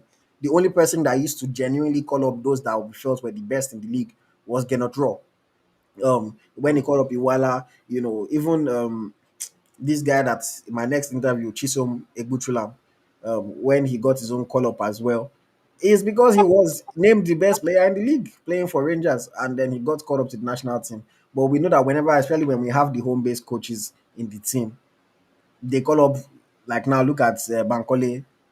Oh, yeah, my guy, yeah, come and take a jersey, things like that. But that's conversation for another day. Okay, thank you to everyone that has tuned in. Thank you to everyone that has engaged. Thank you to everyone that has left a super chat. I really, really appreciate you. We got quite a number of super chats today. With Charles, of course, leading the line with his support. I really, really appreciate you. Thank you to Real K. Thank you to Bini. We'll give Charles a trophy. Thank you to Real K, thank you to Bini. Who else? Thank you to Isabel, thank you to AGS Hustle. Thank you very much to, there was one other person, Sports Grinder. Yes. And then thank you to Sahid Sulaiman. Sahid Sulaiman also left a super chat. I appreciate every single one of you. We have about 100 people who tuned in that did not like the video. So if you are still here and you haven't liked the video, please, guys, hit the like button. It's just a way that you can support. It helps to spread the word about the channel, and it costs you absolutely nothing. If you haven't subscribed to the channel, please make sure you hit the subscribe button so that you can enjoy fantastic conversations, the weekly shows, and so much more. Somebody said I should do giveaway for my birthday. I used to suppose give me something for my birthday. See how you people turn it the other way. Charles says thank you, Smith. LOL. Thank you to Smith Layi as well, my fantastic co-host. We'll be back on Friday on Gun Football for Friday Night Football Club, so do not miss that one. On Saturday, my next interview, exclusive interview with Chisom Egbuchulam, former player of Rangers, former Super Eagles player, and a player that has played in Europe, currently plays. He has played in China, he has played in Saudi, he has played everywhere. Everywhere. Well traveled man, and he's someone that I didn't know a lot of his mentality and his way of reasoning until I spoke to him. And he's one of those players that when you hear him speak, you know that this is a man that is thinking about his life, thinking about his future. Even though you might think maybe he didn't fulfill his potential because he went to Asia early, but he's even thinking about after football. And it was a very nice conversation. You'll hear some interesting stories, and I know that you guys will enjoy it. I still have interviews with Leon Balogun coming up, interview with Yakuba Egbeni coming up, and so much more, guys. The unfortunate thing is that when you're chasing some of these stars, you kind of have to give them leeway with their schedule. There's also I'm recording an interview. I won't name who yet, but I'm recording 2 interviews on Thursday. Actually, this Thursday, 2 days from now. So there's a lot more content that is coming up, and of course, we have the weekly show. I also want to put this out there. If anybody, a lot of people always argue with us, myself or Smilai, in the comments. If you want to debate, like you actually want to debate 30 minutes, 1 hour to debate any particular topic or a few topics, send me a DM at Eagles Tracker NG on Instagram. We'll schedule a time. We don't, if you're ever scared of doing it live, we can even maybe record something and then post the video. But if you are comfortable enough, we can schedule a time outside of the regular live shows where we can debate certain topics, let people in the comments engage. For me, I look at these football conversations and debates. It's not about winning, is about education. Somebody might say something else that you've not thought of before, and you learn something new. You might tell the person something, the person learns something new. We entertain ourselves, we educate ourselves, and we enjoy, the conversation. So if you want to debate any topic or topics, send a DM at Eagles Tracker NG on Instagram, and we can find a time. And of course, until next time, I want to thank all of you. Smila, a final word. Yeah, thank you guys for joining. We promised 2 hours, but it's that buy one get two free. So No.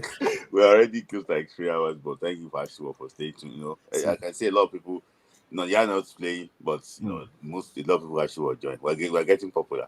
We're That's getting, very good. and that's the reason why we cannot be a TV show, because if we're on TV, after 1 hour, they don't they cut you off. Say, oh yeah, yeah, yeah, cut. We can only do this on social media because we can go Yeah. long and people can still engage, and then you guys can go and watch it back. Because any TV station does not have time for us to be talking. This is 2 hours 43 minutes now where we don't they talk. Yeah. But the reality of it is that, man, football, I can talk about this game for so long, man, and Yeah. it's such a beautiful thing. I'm Nigerian football, of course, passionate about it. But Yeah. yes, thank you, Smilai. Thank you to Thank you. everybody. See you on Friday on Nigeria Yeah. Football Club. Maybe Thank you. between now and Friday, I mean, there might still be 1 or 2 live streams on Instagram, just to come Yeah. and do some quick chats. Rants, yeah. The major thing is obviously Tuesdays here on Ego Striker, Fridays Yeah. on Gun Football, and Thank you. thank you very much. Okay, All right. until next time, my name is AyoT. My co-host is Smith Layi. yes. Thank This you has guys for been joining. the Naija FC podcast. Thank you. Bye bye.